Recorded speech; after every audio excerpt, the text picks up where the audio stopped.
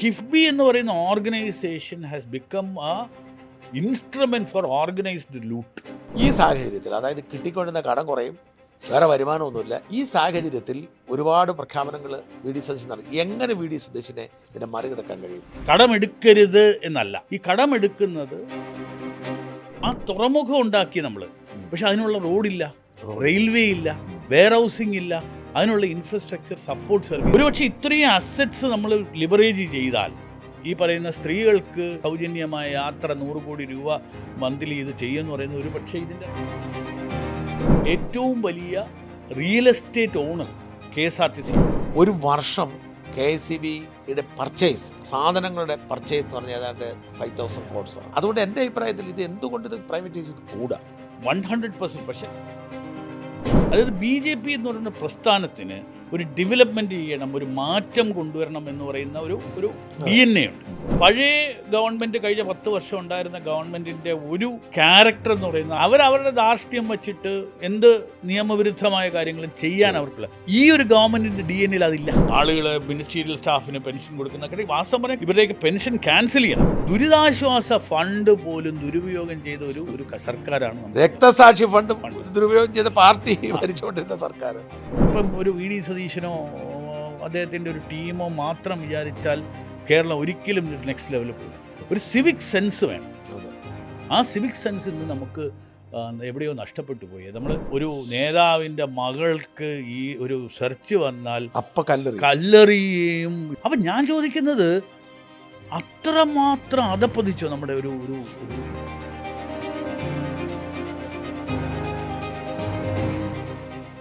നമസ്കാരം. മറുനാടിൻ്റെ ഏറ്റവും പുതിയ പോഡ്കാസ്റ്റിലേക്ക് സ്വാഗതം. മുഖ്യമന്ത്രി വി ഡി സതീശൻ ധനകാര്യമന്ത്രി കൂടിയായതുകൊണ്ടാവാം അദ്ദേഹം ഇന്നലെ ആദ്യത്തെ ധവളപത്രമായി രംഗത്ത് വന്നിരിക്കുകയാണ്. നിയമസഭയിൽ അവതരിപ്പിച്ച ധവളപത്രത്തെക്കുറിച്ചുള്ള എല്ലാ ചോദ്യങ്ങൾക്കും കൃത്യമായ ഉത്തരവും സതീശനുണ്ട്. എന്താണ് ധവളപത്രത്തിൽ കാണുന്ന കേരളം?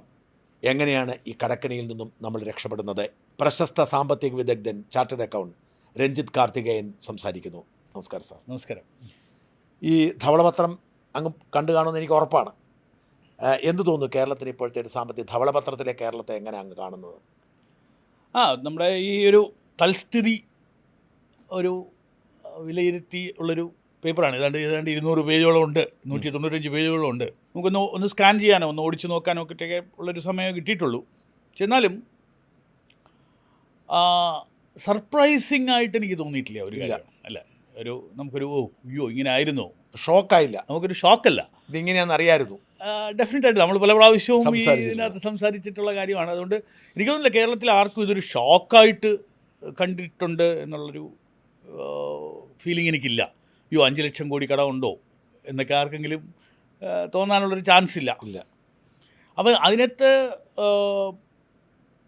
വളരെ ഹറീഡായി പോയോ എന്ന് എനിക്കൊരു സംശയമുണ്ട്. ഒരു 200 പേജസിൽ ചെയ്യാനൊക്കുന്നത് ഇതിനൊരു കണ്ടിന്യൂവേഷനായിട്ടൊരു ഡീറ്റെയിൽഡ് സ്റ്റഡിയും റിപ്പോർട്ടും ഈ പറയുന്ന ഒരു വൈറ്റ് പേപ്പറിൽ, കാരണം അത് സ്റ്റഡി ചെയ്താൽ മാത്രമേ നമുക്ക് അതിൻ്റെ പരിഹാരം കണ്ടുപിടിക്കാനൊക്കെ. ഇത് 2016 ഇത് തന്നെയാണ് ചെയ്തിരുന്നത്. അതിൻ്റെ ലാംഗ്വേജ് വ്യത്യാസമുണ്ട്, അതിൻ്റെ താളുകൾക്ക് എണ്ണം കൂടിയിട്ടുണ്ടെന്നല്ലാതെ. തോമസ് ഐസക് ആണല്ലോ ആദ്യം അദ്ദേഹം വന്നിട്ട് ഈ പൂച്ച വെട്ടി കിടക്കുന്ന ട്രഷറി ആണെന്നൊക്കെ പറഞ്ഞ് തുടങ്ങുന്നത്. അത് ശരിയായിരുന്നു, അല്ലെങ്കിൽ അന്ന് ഇറ്റ് വാസ് ബാഡ്. പക്ഷെ അത് 10 വർഷം കൊണ്ട് ഇത് വേഴ്സായി.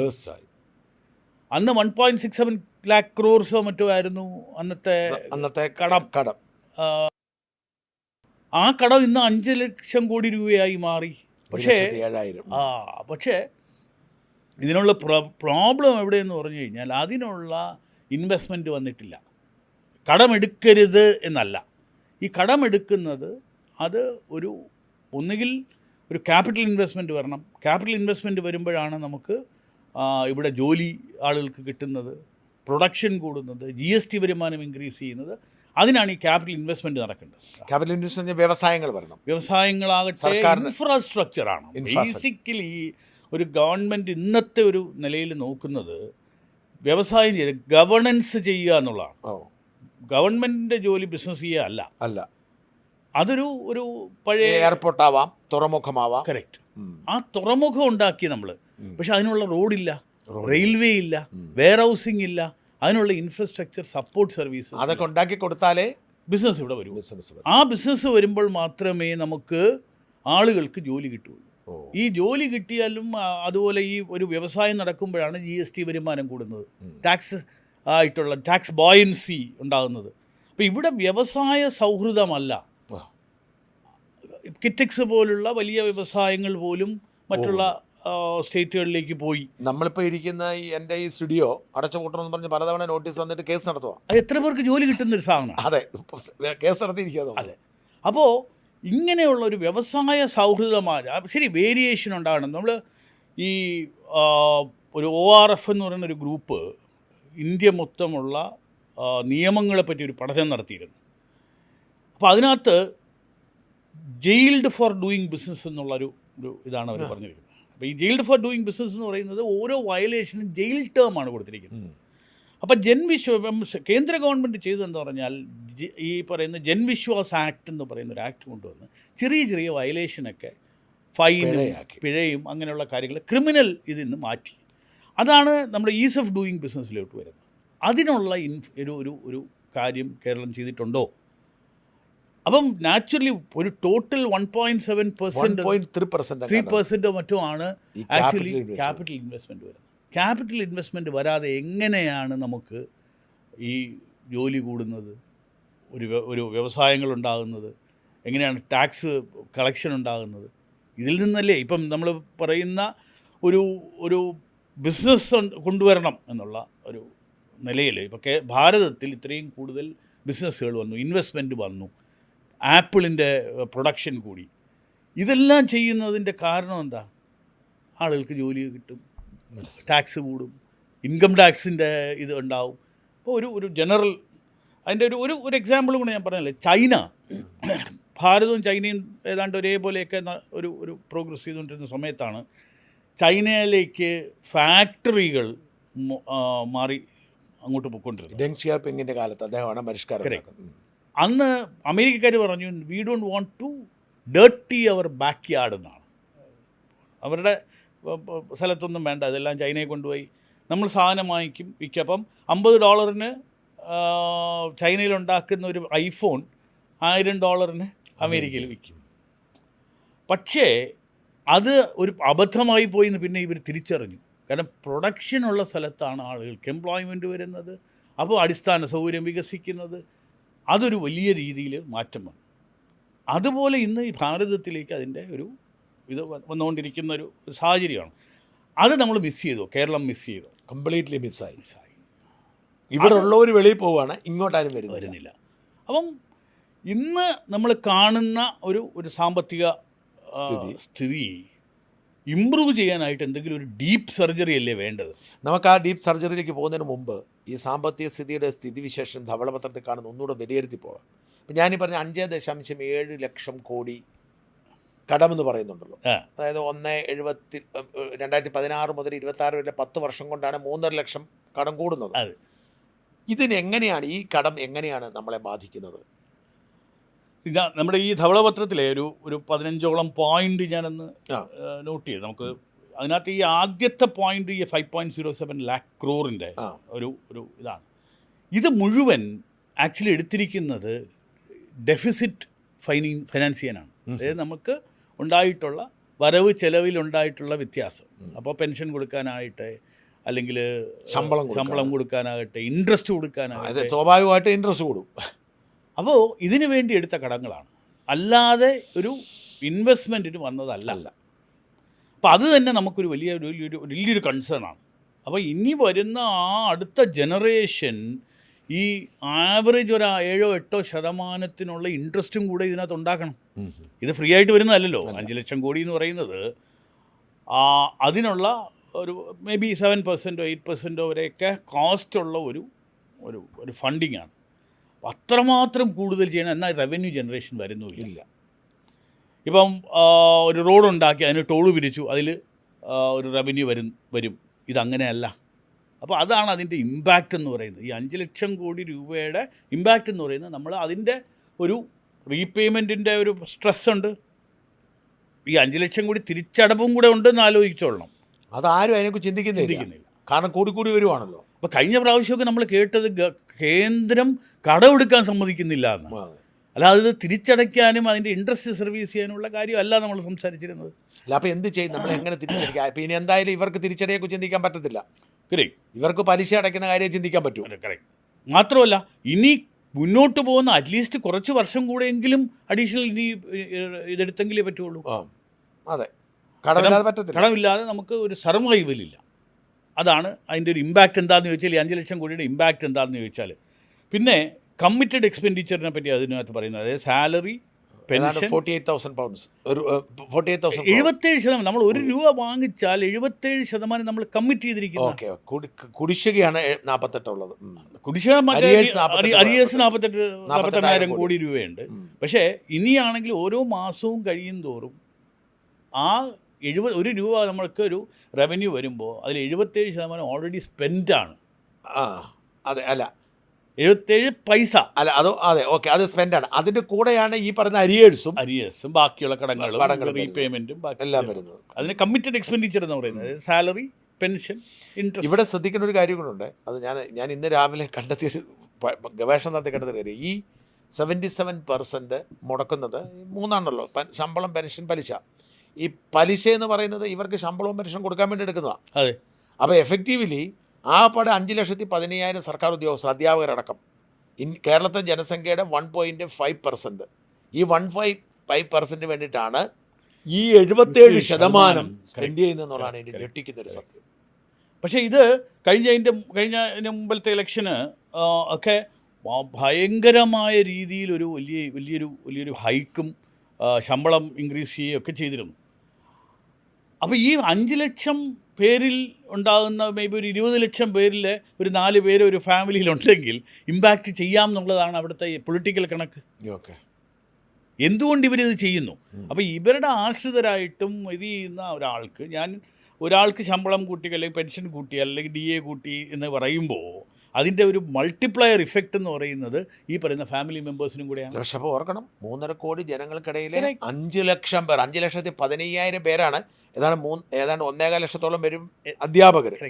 ബാക്കി കൂടി 5,15,000 പേർക്ക് വേണ്ടിയാണ് 77% എന്നുള്ളത്. അത് എത്ര പേര് അതിനെപ്പറ്റി എതിർത്ത് സംസാരിച്ചു? മനസ്സിലായി. ഇതിനകത്ത് ഒരു പത്രങ്ങളിലും ഇതിനെപ്പറ്റി ഒരു നെഗറ്റീവായിട്ട് പറഞ്ഞിട്ടില്ല. ഇല്ല, DA കൂട്ടിയില്ല എന്നേ പറയാറുള്ളൂ. സർക്കാർ പറയാറുള്ളൂ.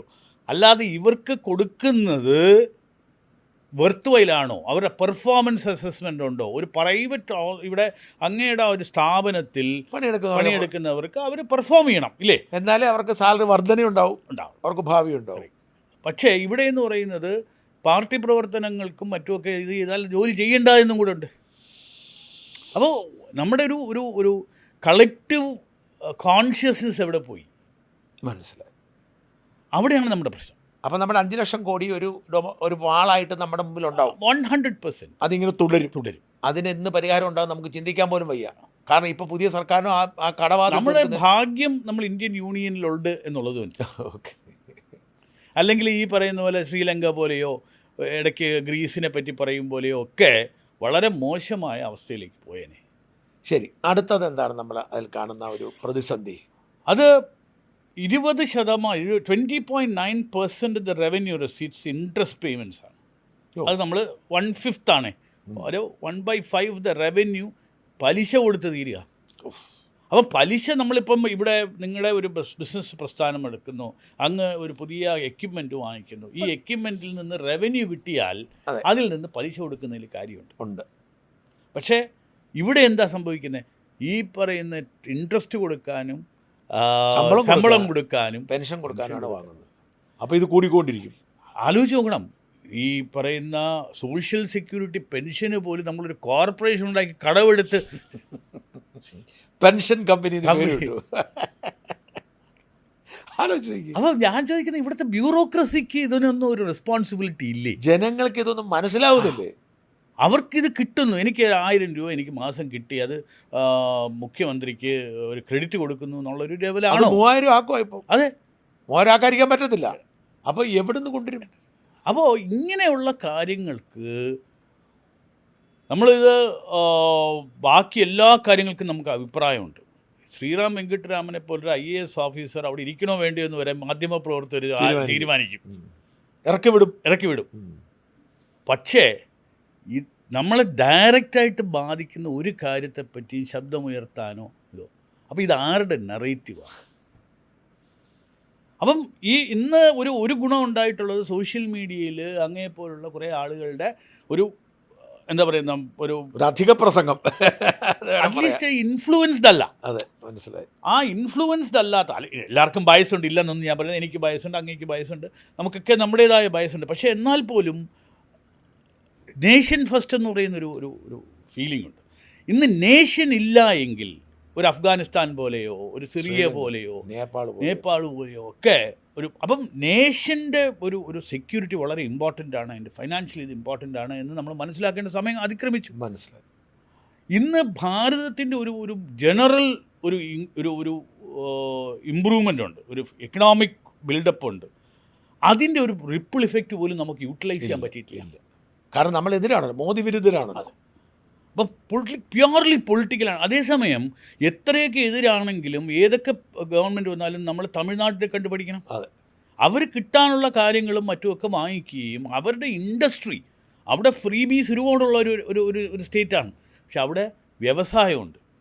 ആ വ്യവസായത്തിൽ നിന്ന് വരുന്ന റവന്യൂ വെച്ചിട്ടാണ് ഈ അമ്മ ഇഡ്ഡലിയോ അമ്മ വെള്ളമോ അല്ലെങ്കിൽ TV ഫ്രീ ആയിട്ട് കൊടുത്തു എന്നൊക്കെ പറയുമ്പോഴും ദ ഗവൺമെൻറ് ഹാസ് റവന്യൂ. നമ്മുടെ ഇവിടുത്തെ മാനുഫാക്ചേഴ്സ് എന്ന് പറയുന്ന ആളുകളൊക്കെ തന്നെ അവരുടെ പ്ലാന്റ് തമിഴ്നാട്ടിലാണ്. തൊട്ടതിർത്തി പാലക്കാട് കൂടെ കടന്നാൽ, അല്ലെ ഇവിടെ ഇങ്ങോട്ട് തിരുവനന്തപുരം മറ്റേ കളിയേക്കാളും കൂടെ കടന്നാൽ നമ്മുടെ ജോബ് ഓപ്പർച്യൂണിറ്റി പോയി. Production, manufacturing, services. ശരി, നമുക്ക് പരിമിതികളുണ്ട്, ലാൻഡിന് പരിമിതിയുണ്ട്. ഈ ലാൻഡിന് പരിമിതി ഉണ്ടെങ്കിലും ചില സർവീസ്, ഇപ്പോൾ ഫോർ എക്സാമ്പിൾ നമ്മൾ ടൂറിസം, നമ്മൾ ഗോഡ്സ് ഓൺ കൺട്രി, നമ്മൾ വളരെയധികം ഒരു ഇൻ്റർനാഷണലി കേരളത്തിനെ അക്നോളജ് ചെയ്തൊരു സാധനമാണ്. ഇന്ന് നമ്മുടെ നാഷണൽ ഹൈവേ ഫിനിഷ് ചെയ്യാൻ പറ്റിയിട്ടില്ല ഇത്രയും കാലമായിട്ട്. ഇന്ന് കാറിൽ പൊയ്ക്കൊണ്ടിരുന്ന ഷാജനും ഞാനും ഒക്കെ നമ്മൾ വന്ദേ ഭാരതിൽ കയറി പോകും. കാര്യം എന്താ അറിയാം, 6 മണിക്കൂറിന് പകരം 3 മണിക്കൂറിലെത്താം. അങ്ങനെയുള്ള അപ്പോൾ ഇൻഫ്രാസ്ട്രക്ചർ ഡെവലപ്മെൻറ്റ് നമ്മൾ വളരെയധികം പുഷ് ചെയ്തില്ലെങ്കിൽ ബാക്കിയുള്ള കാര്യങ്ങൾ അവിടെയാണ് നമ്മൾ കേന്ദ്ര ഗവൺമെൻറ്റിൻ്റെ ഒരു ക്രെഡിറ്റ് കൊടുക്കുന്നത്. അതായത് ആദ്യം ചെയ്തെന്താ, റോഡ്സ് ബിൽഡ് ചെയ്തു. അതെ, ഈ ഞാൻ ഒരു കാരണത്തിന് ഒരു ഡൽഹിയിൽ ഗഡ്കരിജിയുടെ ഓഫീസിൽ പോകുമ്പോൾ അവിടെ ഒരു വലിയ പോസ്റ്റർ വെച്ചിട്ടുണ്ടായിരുന്നു, USA did not build roads built USA. അപ്പോൾ ആ ഇൻഫ്രാസ്ട്രക്ചർ കാരണമാണ്, ആ റോഡ് ഡെവലപ്പ് ചെയ്തത് കൊണ്ടാണ് US എന്ന് പറയുന്ന രാഷ്ട്രം വലുതായത്. ആ കണക്ടിവിറ്റി എന്ന് പറയുന്നത്, ലോജിസ്റ്റിക്സ് എന്ന് പറയുന്നത് വളരെ അതാണ് ഗതിശക്തി മറ്റെന്നൊക്കെ പറയുന്ന ഒരുപാട് കാര്യങ്ങളുണ്ടായിട്ടുണ്ട്. ഇപ്പോൾ അഗ്രികൾച്ചറിൻ്റെ കാര്യത്തിൽ തന്നെ പണ്ട് ഉള്ള പ്രശ്നം എന്ന് പറയുന്നത്, ഒരു വിളവെടുക്കുന്ന സ്ഥലത്തുനിന്ന് അത് വേണ്ട സ്ഥലത്തേക്ക് എത്തിക്കാനുള്ള റോഡിൻ്റെ കണക്ടിവിറ്റി ആണെങ്കിലും, റീഫ് കണ്ടെയ്നേഴ്സ് ആണെങ്കിലും, റെഫ്രിജറേഷൻ ആണെങ്കിലും, വെയർ ഹൗസിംഗ് ആണെങ്കിലും ഒക്കെ ഉണ്ടായിട്ടില്ല. ഇന്ന് അതിനൊരു മാറ്റം, ആ തോട്ട് പ്രോസസ്സിന് മാറ്റം. എല്ലാവരും 100% ആയി എന്നുള്ളതല്ല, പക്ഷേ ഒരു റെയിൽവേ, ഒരു എയർ കണ്ടീഷൻ റെയിൽവേ കോച്ചസിൻ്റെ കാര്യത്തിലും വെയർ ഹൗസിങ്ങിൻ്റെ കാര്യത്തിലും ഇതൊന്നും ഇന്നും നമ്മൾ ഒരു കേരളത്തിനകത്ത് നോക്കുകയാണെങ്കിൽ ഒരു ചെറിയൊരു എക്സാമ്പിൾ പറയാം. ഞാനൊക്കെ CA പഠിച്ചു കഴിഞ്ഞ് ഒരു പ്രാക്ടീസിലേക്കൊക്കെ ഇറങ്ങുന്ന സമയത്ത് ഇവിടെ ഏറ്റവും നല്ല ബിസിനസ് ഓപ്പർച്യൂണിറ്റി എന്താണ് എന്ന് ചോദിക്കാറുണ്ട്. വളരെ ചെറിയ നമ്മുടെ പ്രാക്ടീസ് തുടങ്ങുന്നേ ഉള്ളൂ. അപ്പോൾ അന്ന് നമ്മുടെ എല്ലാവരും പറഞ്ഞുകൊണ്ടിരുന്നൊരു കാര്യമുണ്ട്, ഫുഡ് പ്രോസസ്സിംഗ് ആണ് കേരളത്തിന് ഏറ്റവും നല്ല. ഈ ഫുഡ് പ്രോസസ്സിങ് അപ്പോൾ എന്താ, മല്ലിപ്പൊടിയോ മുളക് പൊടിയോ മറ്റുള്ള ഇത് തുടങ്ങിയ ഒട്ടുമിക്ക ആളുകളും ഇത് അടച്ചിട്ട് പോകേണ്ടി വന്നു സ്മോൾ സ്കെയിലിൽ, ഇൻക്ലൂഡിങ് ടേസ്റ്റ് ബഡ്സ്. അത് വിട്ടിട്ട് പോകേണ്ടെന്ന് കേരളത്തിൻ്റെ ഒരുപക്ഷെ ഏറ്റവും വലിയ ബ്രാൻഡായ മോഹൻലാൽ പ്രൊമോട്ട് ചെയ്ത ഒരു ഫുഡ് പ്രോസസ്സിംഗ് ഇൻഡസ്ട്രിയാണ്. അപ്പോൾ ഞാൻ ഇതിനെപ്പറ്റി ഒന്ന് ചെറിയ തോതിലൊന്ന് റിസർച്ച് ചെയ്തപ്പോൾ എനിക്ക് മനസ്സിലാക്കിയത്, ഇവിടെ നമ്മളൊന്നും ഉണ്ടാക്കുന്നില്ല. മുളക് വേണമെങ്കിൽ ആന്ധ്രയിൽ നിന്ന് വരണം. അപ്പം ആന്ധ്രയിൽ കൃഷി എടുക്കുന്ന സമയത്ത് ഇതിന് കിലോയ്ക്ക് ഫോർ എക്സാമ്പിൾ 10 രൂപയാണെങ്കിൽ, അതല്ല അതിന് ആ സീസൺ കഴിയുമ്പം ഇതിൻ്റെ വില 80-100 ഒക്കെ ആവും. വലിയ തോതിൽ വാങ്ങിച്ച് സ്റ്റോക്ക് ചെയ്യുന്ന മേജർ പ്രൊഡ്യൂസേഴ്സിന് മാത്രമേ കോൾഡ് റൂം വച്ചിട്ട് ഇതിൽ നിന്ന് ചെയ്യാൻ പറ്റും, ലാഭം ഉണ്ടാക്കാൻ പറ്റും. അപ്പം 8 രൂപയ്ക്ക് വാങ്ങിച്ച് പൊടിച്ച് കൊടുക്കുന്നതും 80 രൂപയ്ക്ക് വാങ്ങിച്ച് പൊടിച്ച് കൊടുക്കുന്നതും തമ്മിൽ വലിയ വ്യത്യാസമുണ്ട്. അപ്പോൾ ഈ സീസൺ ഒരെണ്ണം കഴിയുമ്പോഴത്തേക്ക് ഈ ചെറുകിടക്കാരുടെ കംപ്ലീറ്റ് ഇത് പോകും. നമ്മളെന്നാൽ ഇന്നും ഒരു കോൾഡ് റൂം ഇവിടെ ഉണ്ടാക്കിയിട്ടില്ല, അതറിയാം. അപ്പോൾ എന്താ ഗവൺമെൻറ് ചെയ്യേണ്ടത്? നാച്ചുറലി ഇതുപോലുള്ള കാര്യങ്ങൾ ഇൻഫ്രാസ്ട്രക്ചറിൽ ഇൻവെസ്റ്റ് ചെയ്യണം, ക്ലസ്റ്ററിൽ ഇൻവെസ്റ്റ് ചെയ്യണം. ഇതുപോലെ ഒരുപാട് സ്കീമുകളുണ്ട്. സെൻട്രൽ ഗവൺമെൻറ് 70% ഇത് കൊടുക്കുന്നുണ്ട്, സബ്സിഡി കൊടുക്കുന്നുണ്ട് ക്ലസ്റ്ററിന്. അപ്പോൾ ഈ ചെറുകിട ഇത് ചെയ്യുന്ന ആളുകൾക്ക് അപ്പോൾ ഇതെല്ലാം നമ്മൾ മിസ് ചെയ്തു. അപ്പോൾ അതുകൊണ്ടാണ് നമുക്ക് വരുമാനമില്ലാത്തതുകൊണ്ട് ക്യാപിറ്റൽ എക്സ്പെൻഡിച്ചർ ചിലവാക്കാൻ 1.3% ഓഫ് GSDP ആണ് നമ്മൾ ഇൻഫ്രാസ്ട്രക്ചറിന് അല്ലെങ്കിൽ ക്യാപിറ്റൽ ഇൻവെസ്റ്റ്മെൻ്റ് ആയിട്ട് കൊടുക്കുന്നത്. കമ്മിറ്റഡ് എക്സ്പെൻഡിച്ചറായി പലിശ ഒരുപാട് കൊടുക്കുന്നതായി, 20% പലിശ കൊടുക്കുന്ന വരവിൻ്റെ, അതുപോലെ തന്നെ ക്യാപിറ്റൽ ഇൻവെസ്റ്റ്മെൻറ്റ് ഓൾമോസ്റ്റ് നെഗ്ലിജിബിളാണ്, one of the lowest in the India. ഇതെല്ലാം കഴിഞ്ഞിട്ട് ഈ പറയുന്ന the state has been repeatedly RBI ലിക്വിഡിറ്റിയിൽ നമുക്ക് പ്രോബ്ലം ഉണ്ട്. നമുക്കൊരു വെയ്സ് ആൻഡ് മീൻസ് അഡ്വാൻസ് ഇല്ലാതെ നമുക്ക് ജീവിക്കണം. ഏതാണ്ട് 262 ദിവസത്തെ വേസ് ആൻഡ് മീൻസും ഓവർ ഡ്രാഫ്റ്റ് ചെയ്യുമ്പോൾ, അതായത് ഈ താൽക്കാലികമായിട്ട് ഇത് ചെയ്യാനായിട്ട്, അതായത് നിത്യവൃദ്ധിക്കുള്ള അങ്ങനെയുള്ള രീതിയിലേക്ക് നമ്മൾ മാറി. ഹാൻഡ് ടു മൗത്ത് എക്സിസ്റ്റൻസായി. എന്ന ധൂർത്തിന് എന്തെങ്കിലും കുറവുണ്ടോ? ഇല്ല. കഴിഞ്ഞ ഒരു വർഷത്തെ നമ്മുടെ അഡ്വർടൈസ്മെൻറ്റിന് ചിലവാക്കിയതാകട്ടെ, ട്രാവലിന് ചിലവാക്കിയതാകട്ടെ, ഇവരുടെയൊക്കെ മന്ദിരങ്ങളിൽ കൊടുത്ത ഇതാകട്ടെ, ഇതെല്ലാം നോക്കുകയാണെങ്കിലും it has been very high. പലിശ കൊടുത്തത് കിഫ്ബിയിൽ മാത്രം ഞാൻ പറഞ്ഞില്ലേ, അഡീഷണൽ കൊടുത്തത് ഏതാണ്ട് 450 കോടി രൂപയോളം അഡീഷണൽ കൊടുത്തിട്ടുണ്ട്, ഗവൺമെൻറ് നേരിട്ട് വാങ്ങിച്ചതിനേക്കാൾ. അപ്പോൾ ഇങ്ങനെയുള്ള കാര്യങ്ങളിൽ ഒരു നിയന്ത്രണവും ഇല്ല. ഇത് അറിഞ്ഞുകൂടാത്തതുകൊണ്ടാണോ അതോ അറിഞ്ഞുകൊണ്ടാണോ എന്നുള്ളത് നമുക്കറിയില്ല. ഇതാണ് നമ്മുടെ ഒരു സാമ്പത്തിക സ്റ്റേറ്റ് അല്ലേ? അതുപോലെ പൊതുമേഖലാ സ്ഥാപനങ്ങളിലേക്ക് വന്നാലോ? ഇപ്പോൾ ഇവർ പറയുന്നത് പൊതുമേഖലാ സ്ഥാപനങ്ങൾ റീസ്ട്രക്ചർ ചെയ്യുന്നു. അതെ, പൊതുമേഖലാ സ്ഥാപനത്തെ ഒരു ചാപ്റ്റർ കൊടുത്തിട്ടുണ്ട്. അപ്പം ചാപ്റ്റർ നമ്പർ 5 ആണ് ഇതിനകത്ത് അവർ പറഞ്ഞിരിക്കുന്നത്. ഞാൻ ചോദിക്കണേ, ഈ പൊതുമേഖലാ സ്ഥാപനങ്ങൾ ഇങ്ങനെ നിലനിർത്തേണ്ട വല്ല കാര്യമുണ്ടോ? 2 രീതിയാണ്. ഒന്ന് യൂട്ടിലിറ്റീസാണ്. ഫോർ എക്സാമ്പിൾ കേരള ട്രാൻസ്പോർട്ട് എന്തിനാണ് നമുക്കുള്ളത്? ഈ പറയുന്ന ഒരു ആളുകൾക്ക് ഒരു ഫീസിബിളായിട്ടുള്ള ഒരു പ്രോഫിറ്റബിളായിട്ടല്ലാത്ത റൂട്ടുകളിലും ഒക്കെ പോകണം. ഞാൻ സ്വകാര്യ പാർട്ടികളെ ഏൽപ്പിച്ചാൽ പോലെ അവർ ചെയ്യില്ലേ? ഇല്ല. അല്ല, ഞാൻ ഇപ്പോഴും സർക്കാർ റെഗുലേറ്റ് ചെയ്തിരിക്കണം അവരുടെ ഫീസ്. ആയിക്കോട്ടെ. അപ്പോൾ അതായത് ചില റൂട്ട് ഒരു അൺപ്രോഫിറ്റബിൾ റൂട്ടാണ്. ആ അൺപ്രോഫിറ്റബിൾ റൂട്ട് മാത്രം ചെയ്യാൻ പറ്റില്ലല്ലോ. ഒരു ഓർഗനൈസേഷൻ റൺ ചെയ്യുമ്പോൾ വേണ്ട, തദ്ദേശ സ്വയംഭരണ സ്ഥാപനങ്ങളെ ഏൽപ്പിക്കണം, അവർ നടത്തട്ടെ. അതെ, അല്ല അങ്ങനെയുള്ള എന്തെങ്കിലും അതാണ് ഞാൻ പറയും, ഒരു ഡീപ്പ് സർജറി നടത്തിയാൽ ഇത് നടത്തില്ല. ഇപ്പം ഇതിനകത്ത് തിരുവനന്തപുരം കോർപ്പറേഷൻ വന്നു, ഒരു വൈബ്രൻസി നമ്മളെല്ലാവരും കാണുന്നു. അതിനകത്ത് സ്മാർട്ട് സിറ്റിയുടെ ഭാഗമായിട്ട് ഇവിടെ വന്നിട്ടുള്ള ഇലക്ട്രിക് വെഹിക്കിൾസിനെ സിറ്റിയിൽ ഓടിക്കണം എന്ന് പറഞ്ഞിരുന്നു. അപ്പോൾ അതിന് ഒരു ഇതുണ്ടായി. ഇന്ന് ആ വണ്ടി ഓടിത്തുടങ്ങി. അപ്പം കണക്ടിവിറ്റി ഉണ്ടായി. ഇതിന് ക്യാപിറ്റൽ ഇൻവെസ്റ്റ്മെൻറ്റ് ഇല്ലയെന്ന് ആലോചിക്കണം. ഇത് സ്മാർട്ട് സിറ്റിയുടെ ഇതിൽ കേന്ദ്രത്തിൽ നിന്ന് വന്നതാണ്. ഇതുപോലുള്ള സ്കീമുകൾ എല്ലാ സിറ്റീസിലോ അല്ലെങ്കിൽ എല്ലാ മുനിസിപ്പാലിറ്റികളിലോ ചെയ്യാൻ ഒക്കും. അപ്പം PSUവിൻ്റെ സംബന്ധിച്ചിട്ട് നോക്കുകയാണെങ്കിൽ നമ്മൾ ഒരു ഡൈവേർട്ട് ചെയ്യാതെ PSUവിൻ്റെ കാര്യത്തിൽ ചില കാര്യങ്ങൾ പബ്ലിക് യൂട്ടിലിറ്റിക്ക് വേണ്ടി ചെയ്യുന്നു. അതിന് ഒരു ടോട്ടലി ഒരു കച്ചവടമായിട്ട് കാണാനൊക്കില്ല, ഒരു സർവീസും കൂടെ അതിനകത്തുണ്ട്. പക്ഷേ ഒരു പ്രോഫിറ്റബിളായിട്ടുള്ള ഒരു ബിസിനസ് ഇല്ലാതെ നമുക്കൊരു ലോസ് മേക്കിംഗ് മാത്രമായിട്ട് റൺ ചെയ്യാൻ ഒക്കില്ല. അല്ലെങ്കിൽ അതൊരു സർവീസായിട്ട് ചെയ്യണം. ഏറ്റവും വലിയ loss making, one of the loss making എന്ന് പറയുന്നത് KSRTC ആണ്. KSRTC ഏറ്റവും വലുത്. അതെ, എനിക്കൊരു വാട്ടർ അതോറിറ്റി ഉണ്ടെന്ന് തോന്നുന്നു. KSRTC KSEB ആണ് മുകളിൽ. വാട്ടർ അതോറിറ്റിയുടെ ഒരു ഇൻവെസ്റ്റ്മെൻറ്റ് വൈസ് ഏറ്റവും കൂടുതൽ വാട്ടർ അതോറിറ്റി. ലോസ് ഉണ്ടാക്കുന്ന KSRTC ആണ്. അറൗണ്ട് 20,000 ആണ് അവരുടെ സഞ്ചിത നഷ്ടം. കറക്റ്റ്. KSEBക്ക് 35,000 ആണ് സഞ്ചിത നഷ്ടം.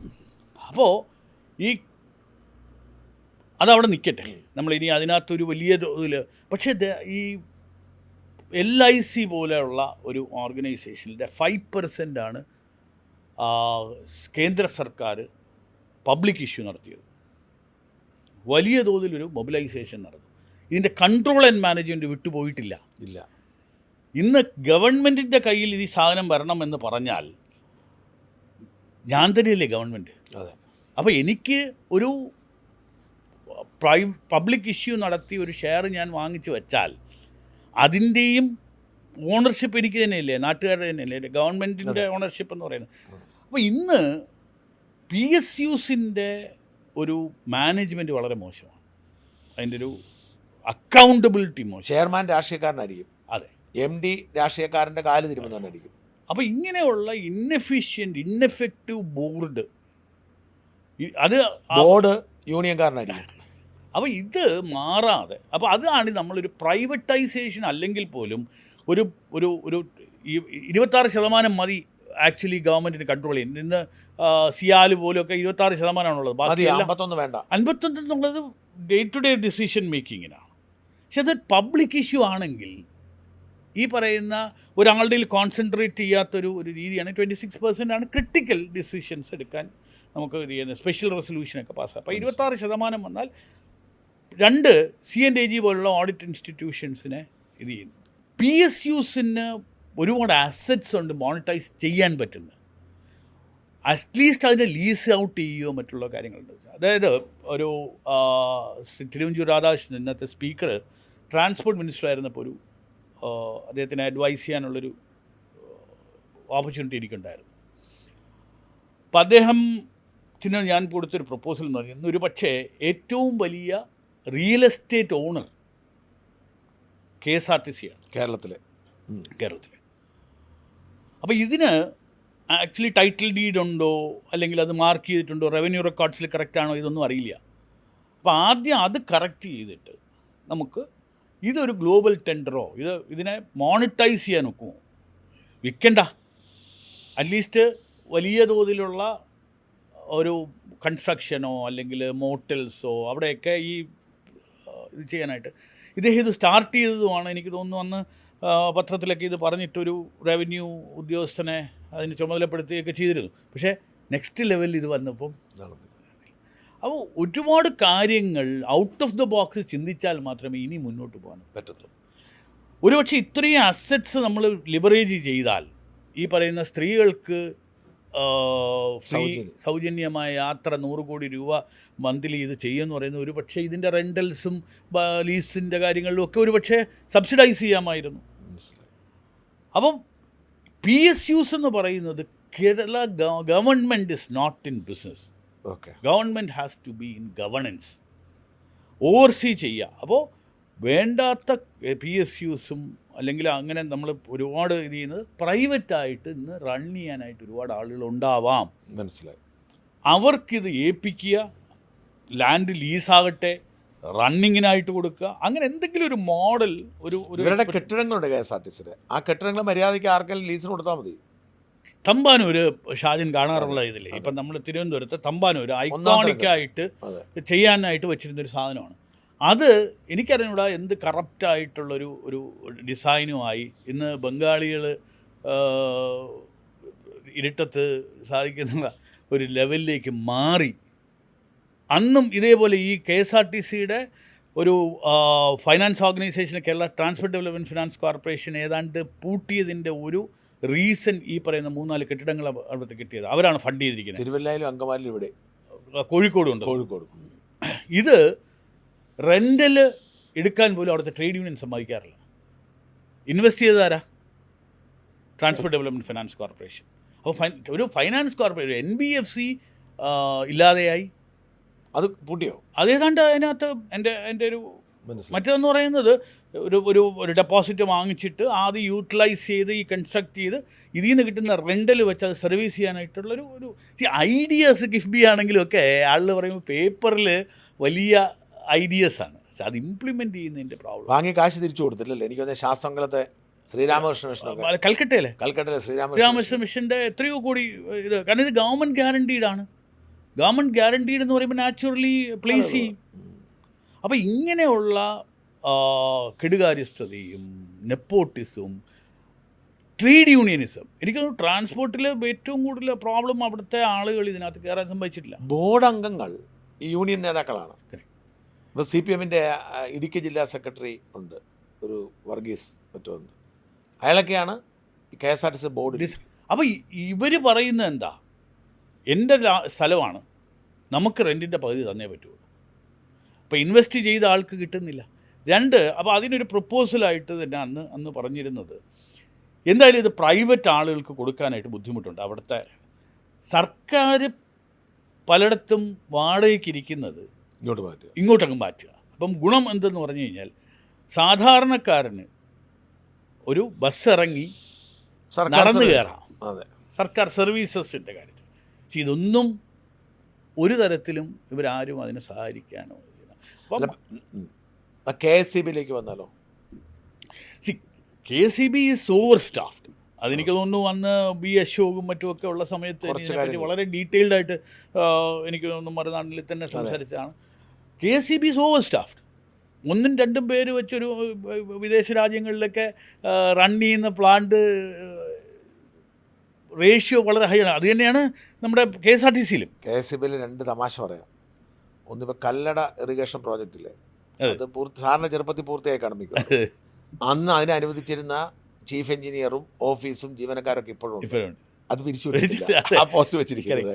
2, ഇന്നിപ്പോൾ സ്മാർട്ട് മീറ്റർ സംഘടിപ്പിച്ച എല്ലാവർക്കും ഈ മീറ്റർ റീഡിങ്ങിന് പോകേണ്ട ആവശ്യമില്ല. പക്ഷെ മീറ്റർ റീഡിങ്ങിൻ്റെ എല്ലാ ഓഫീസും സിസ്റ്റവും സംവിധാനവും ഉണ്ട്. ആലോചിച്ചു. അതെ. അപ്പോൾ ആ മീറ്റർ റീഡിങ്ങിന് കൺവേർട്ട് ചെയ്യുകയാണെങ്കിൽ കേന്ദ്രത്തിൽ നിന്ന് സപ്പോർട്ട് ഉണ്ടെന്ന് അത് വേണ്ടെന്നുള്ളത്. അത് വേണ്ടെന്ന് പറഞ്ഞു. എങ്ങനെയുണ്ട്? അല്ല, അപ്പോൾ KSEB പ്രൈവറ്റൈസ് ചെയ്യുന്നതാണ് അഭിപ്രായം. ഇതിനൊരു ഒരു ഓഫ് ദ കഫ് ആൻസർ ഇല്ല. ഈ പലയിടത്തും ഈ ഡിസ്ട്രിബ്യൂഷൻ ഇഷ്യൂസ് ഉണ്ട്, പവർ തെഫ്റ്റ് ഉണ്ട്. ഇതൊക്കെ പ്രൈവറ്റൈസ് ചെയ്യുന്ന സമയത്ത് കുറേയൊക്കെ വ്യത്യാസം വരുത്താം. പവർ തെഫ്റ്റിനും ഡിസ്ട്രിബ്യൂഷൻ്റെ ഇതിനുമൊക്കെ ഉള്ള ഒരുപാട് കാര്യങ്ങൾ ചെയ്യാം. പക്ഷെ നമ്മുടെ ഒരു ലെഫ്റ്റിസ്റ്റ് മൈൻഡ് സെറ്റാണ്, ഒരു മാർക്സിസ്റ്റ് മൈൻഡ് സെറ്റാണ്. ലെഫ്റ്റിസ്റ്റ് എന്നൊന്നും പറയാൻ പറ്റില്ല, ഒരു മാർക്സിസ്റ്റ് മൈൻഡ് സെറ്റാണ്. അത് നമ്മുടെ ഒരു എക്സിസ്റ്റിംഗ് ഒരു സെറ്റപ്പിൽ നിന്ന് മാറ്റാനായിട്ട് ഇവരാരും അനുവദിക്കില്ല എന്നുള്ളതാണ്. അല്ല, ഇതിൻ്റെ അകത്ത് ഞാൻ ഇതിനെക്കുറിച്ച് അന്വേഷിച്ചപ്പോഴേ ഈ വൈദ്യുതി വാങ്ങുന്നതാണ് ഏറ്റവും വലിയ സാമ്പത്തിക തിരിമറി. വൈദ്യുതി ഉൽപ്പാദനം കുറച്ച് നിർത്തിയാൽ മാത്രമേ വൈദ്യുതി വാങ്ങാൻ പറ്റൂ. ആ വൈദ്യുതി വാങ്ങൽ കച്ചവടത്തിലാണ് വലിയ അഴിമതി നടക്കുന്നത്. 2, ഒരു വർഷം KSEB-യുടെ പർച്ചേസ്, അതായത് വൈദ്യുതി അല്ലാത്തുള്ള സാധനങ്ങളുടെ പർച്ചേസ് എന്ന് പറഞ്ഞാൽ ഏതാണ്ട് 5,000 crores. ഇതിനൊക്കെ 1% കമ്മീഷൻ കിട്ടിയാൽ നല്ലല്ലോ. 1% ആണെങ്കിൽ അതുകൊണ്ട് എൻ്റെ അഭിപ്രായത്തിൽ ഇത് എന്തുകൊണ്ട് ഇത് പ്രൈവറ്റൈസ് ചെയ്ത് കൂടാ? 100%. പക്ഷേ ഒരു പെട്ടെന്ന് നമുക്കൊരു സിസ്റ്റത്തിനെ മറിക്കാൻ ബുദ്ധിമുട്ടായിരിക്കാം. പക്ഷേ അറ്റ്ലീസ്റ്റ് പാർട്ട് ഓഫ് ഇറ്റ്, കാരണം എനിക്ക് തോന്നുന്നു ഡിസ്കോമിന് പൈസ കൊടുക്കാനുണ്ടെന്നൊക്കെ പറഞ്ഞാൽ പല സ്റ്റേറ്റുകളിലും ഇഷ്യൂസ് ഉണ്ട്, ഇല്ലെന്നല്ല. പക്ഷേ ഇതൊരു അറ്റ്ലീസ്റ്റ് നമുക്കൊരു ഓർഗനൈസേഷണൽ കൾച്ചർ എന്ന് പറയുന്ന സാധനമുണ്ട്. ഇന്ന് പലപ്പോഴും ഷാജിൻ്റെ വീഡിയോസിൽ കോർപ്പറേഷൻ ഓഫ് ട്രിവാൻഡ്രത്തിനെ പറ്റി വളരെ നന്നായിട്ട് പറയാറുണ്ട്. എന്തുകൊണ്ട് മാറ്റം വരുത്താൻ ശ്രമിക്കുന്നു. അപ്പോൾ അതൊരു ഓർഗനൈസേഷണൽ കൾച്ചറാണ്. അതായത് BJP എന്ന് പറയുന്ന പ്രസ്ഥാനത്തിന് ഒരു ഡെവലപ്മെൻറ്റ് ചെയ്യണം, ഒരു മാറ്റം കൊണ്ടുവരണം എന്ന് പറയുന്ന ഒരു DNA ഉണ്ട്. ഞാൻ പ്രോബ്ലി ഒരു ബയസ്ഡ് ആയിരിക്കാം, ഞാനൊരു സപ്പോർട്ട് ചെയ്യുന്ന ഒരാളായതുകൊണ്ട് എൻ്റെ ബയസ് ഉണ്ടാവാം, ഇല്ലയെന്ന് ഞാൻ പറയുന്നില്ല. പക്ഷേ എന്നാൽ പോലും അവിടെ നിന്ന് മാറി നിന്ന് നോക്കുകയാണെങ്കിൽ ഏത് ഗവൺമെൻറ് ഓർഗനൈസേഷൻസിലും നിൽക്കുകയാണെങ്കിൽ ഈ പറയുന്നൊരു DNA-യുടെ ഇതുണ്ട്.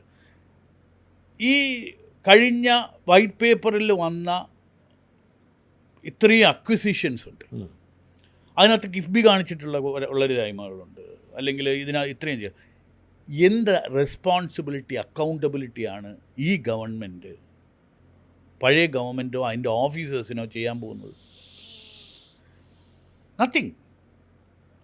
ഷാജിൻ ബിലീവ് ചെയ്യുന്നുണ്ടോ ഇതിന് അഗൻസ്റ്റായിട്ടൊരു ആക്ഷൻ ഉണ്ടാവും, അക്കൗണ്ടബിലിറ്റി ഉണ്ടാകും, ആരെങ്കിലും റെസ്പോൺസിബിലിറ്റി ഫിക്സ് ചെയ്യുന്നു തോന്നുന്നുണ്ടോ? ഉണ്ടാവേണ്ടതല്ലേ? ഉണ്ടാകുമോ? ഉണ്ടാകാൻ സാധ്യത കുറവാണ്. അങ്ങനെ ഉണ്ടാകാൻ താല്പര്യം ഉണ്ടായിരുന്നെങ്കിൽ ചീഫ് സെക്രട്ടറി ഇപ്പം തന്നെ മാറ്റി. അതെ. അപ്പോൾ ഇതൊരു എന്താ പറയുന്ന ഒരു കണ്ടിന്യൂവേഷനാണ്, ഒരു അക്കോമഡേഷനാണ്. രണ്ട്, പഴയ ഗവൺമെൻറ് കഴിഞ്ഞ 10 വർഷം ഉണ്ടായിരുന്ന ഗവൺമെൻറ്റിൻ്റെ ഒരു ക്യാരക്ടർ എന്ന് പറയുന്നത് അവർ ആരെയും ബോദർ ചെയ്യാറില്ല. ഇല്ല, അവരവരുടെ ധാർഷ്ട്യം വച്ചിട്ട് എന്ത് നിയമവിരുദ്ധമായ കാര്യങ്ങളും ചെയ്യാൻ അവർക്കുള്ള. ഈ ഒരു ഗവൺമെൻറ്റിൻ്റെ DNA അതില്ല. ഇല്ല. അങ്ങനെ ഒരു ഔട്ട് ആൻഡ് ഔട്ടായിട്ട് നെഗറ്റീവായിട്ട് ചെയ്യാനൊരു പേടി. മറ്റേത് അങ്ങനെയല്ല, ഒരു എന്താ പറയുന്ന ഒരു തഗ് റോൾ എടുക്കാനായിട്ട് ഉള്ളൊരു ക്യാരക്ടറുണ്ട്. ഇത് പറയുന്നതൊക്കെ ശരിയാണോ എന്ന് എനിക്കറിയില്ല, പക്ഷേ എന്നാൽ പോലും അത് ആരെങ്കിലും പറയണ്ടേ. അതെ. അപ്പോൾ ഇപ്പോഴത്തെ ഗവൺമെൻറ്റിനുള്ള 5 പ്രോബ്ലംസ് ഞാൻ ലിസ്റ്റ് ഔട്ട് ചെയ്ത് തരാം, എന്നിട്ട് നമുക്ക് അതിൻ്റെ അടുത്ത ഇതിലേക്ക് പോകാം. നമ്പർ 1, നേരത്തെ പറയുന്ന പോലുള്ള ഒരു സെൻട്രൽ സ്റ്റേറ്റ് കോഓപ്പറേഷനിലുണ്ടാകാവുന്ന ഒരു ബുദ്ധിമുട്ടാണ്. വളരെ ശക്തമായി ഇന്ന് കേന്ദ്രം ഭരിക്കുന്ന പാർട്ടി പറയുന്നത് കോൺഗ്രസ് മുക്ത് ഭാരത് എന്നാണ്. അപ്പം കോൺഗ്രസ്സിനെ സപ്പോർട്ട് ചെയ്യുന്ന രീതിയല്ല ഒരുപക്ഷെ പിണറായി വിജയൻ സർക്കാരിന് കിട്ടിയിട്ടുള്ള സപ്പോർട്ട് ഈ വിജയൻ സർക്കാരിന് കിട്ടുമോ എന്നുള്ളത്, സതീശൻ സർക്കാരിന് കിട്ടുമോ എന്നുള്ളത് ഒരു ക്വസ്റ്റ്യൻ മാർക്കായിട്ട് എനിക്ക് തോന്നുന്നു. അൺലെസ് ഹി യൂസസ് ഈ പറയുന്ന വി മുരളീധരനും രാജീവ് ചന്ദ്രശേഖരും BB ഗോകുമാർ എന്നൊക്കെ പറയുന്ന 3 ആളുകളുടെ ഒരു ഗുഡ് ഓഫീസ് ഒരു കൊളാബറേറ്റീവായിട്ട് ചെയ്താൽ, വിച്ച് പോസിബിളി അപ്പോഴത്തേക്കും സംഖ്യാലോചന അപ്പോൾ ഡീല്.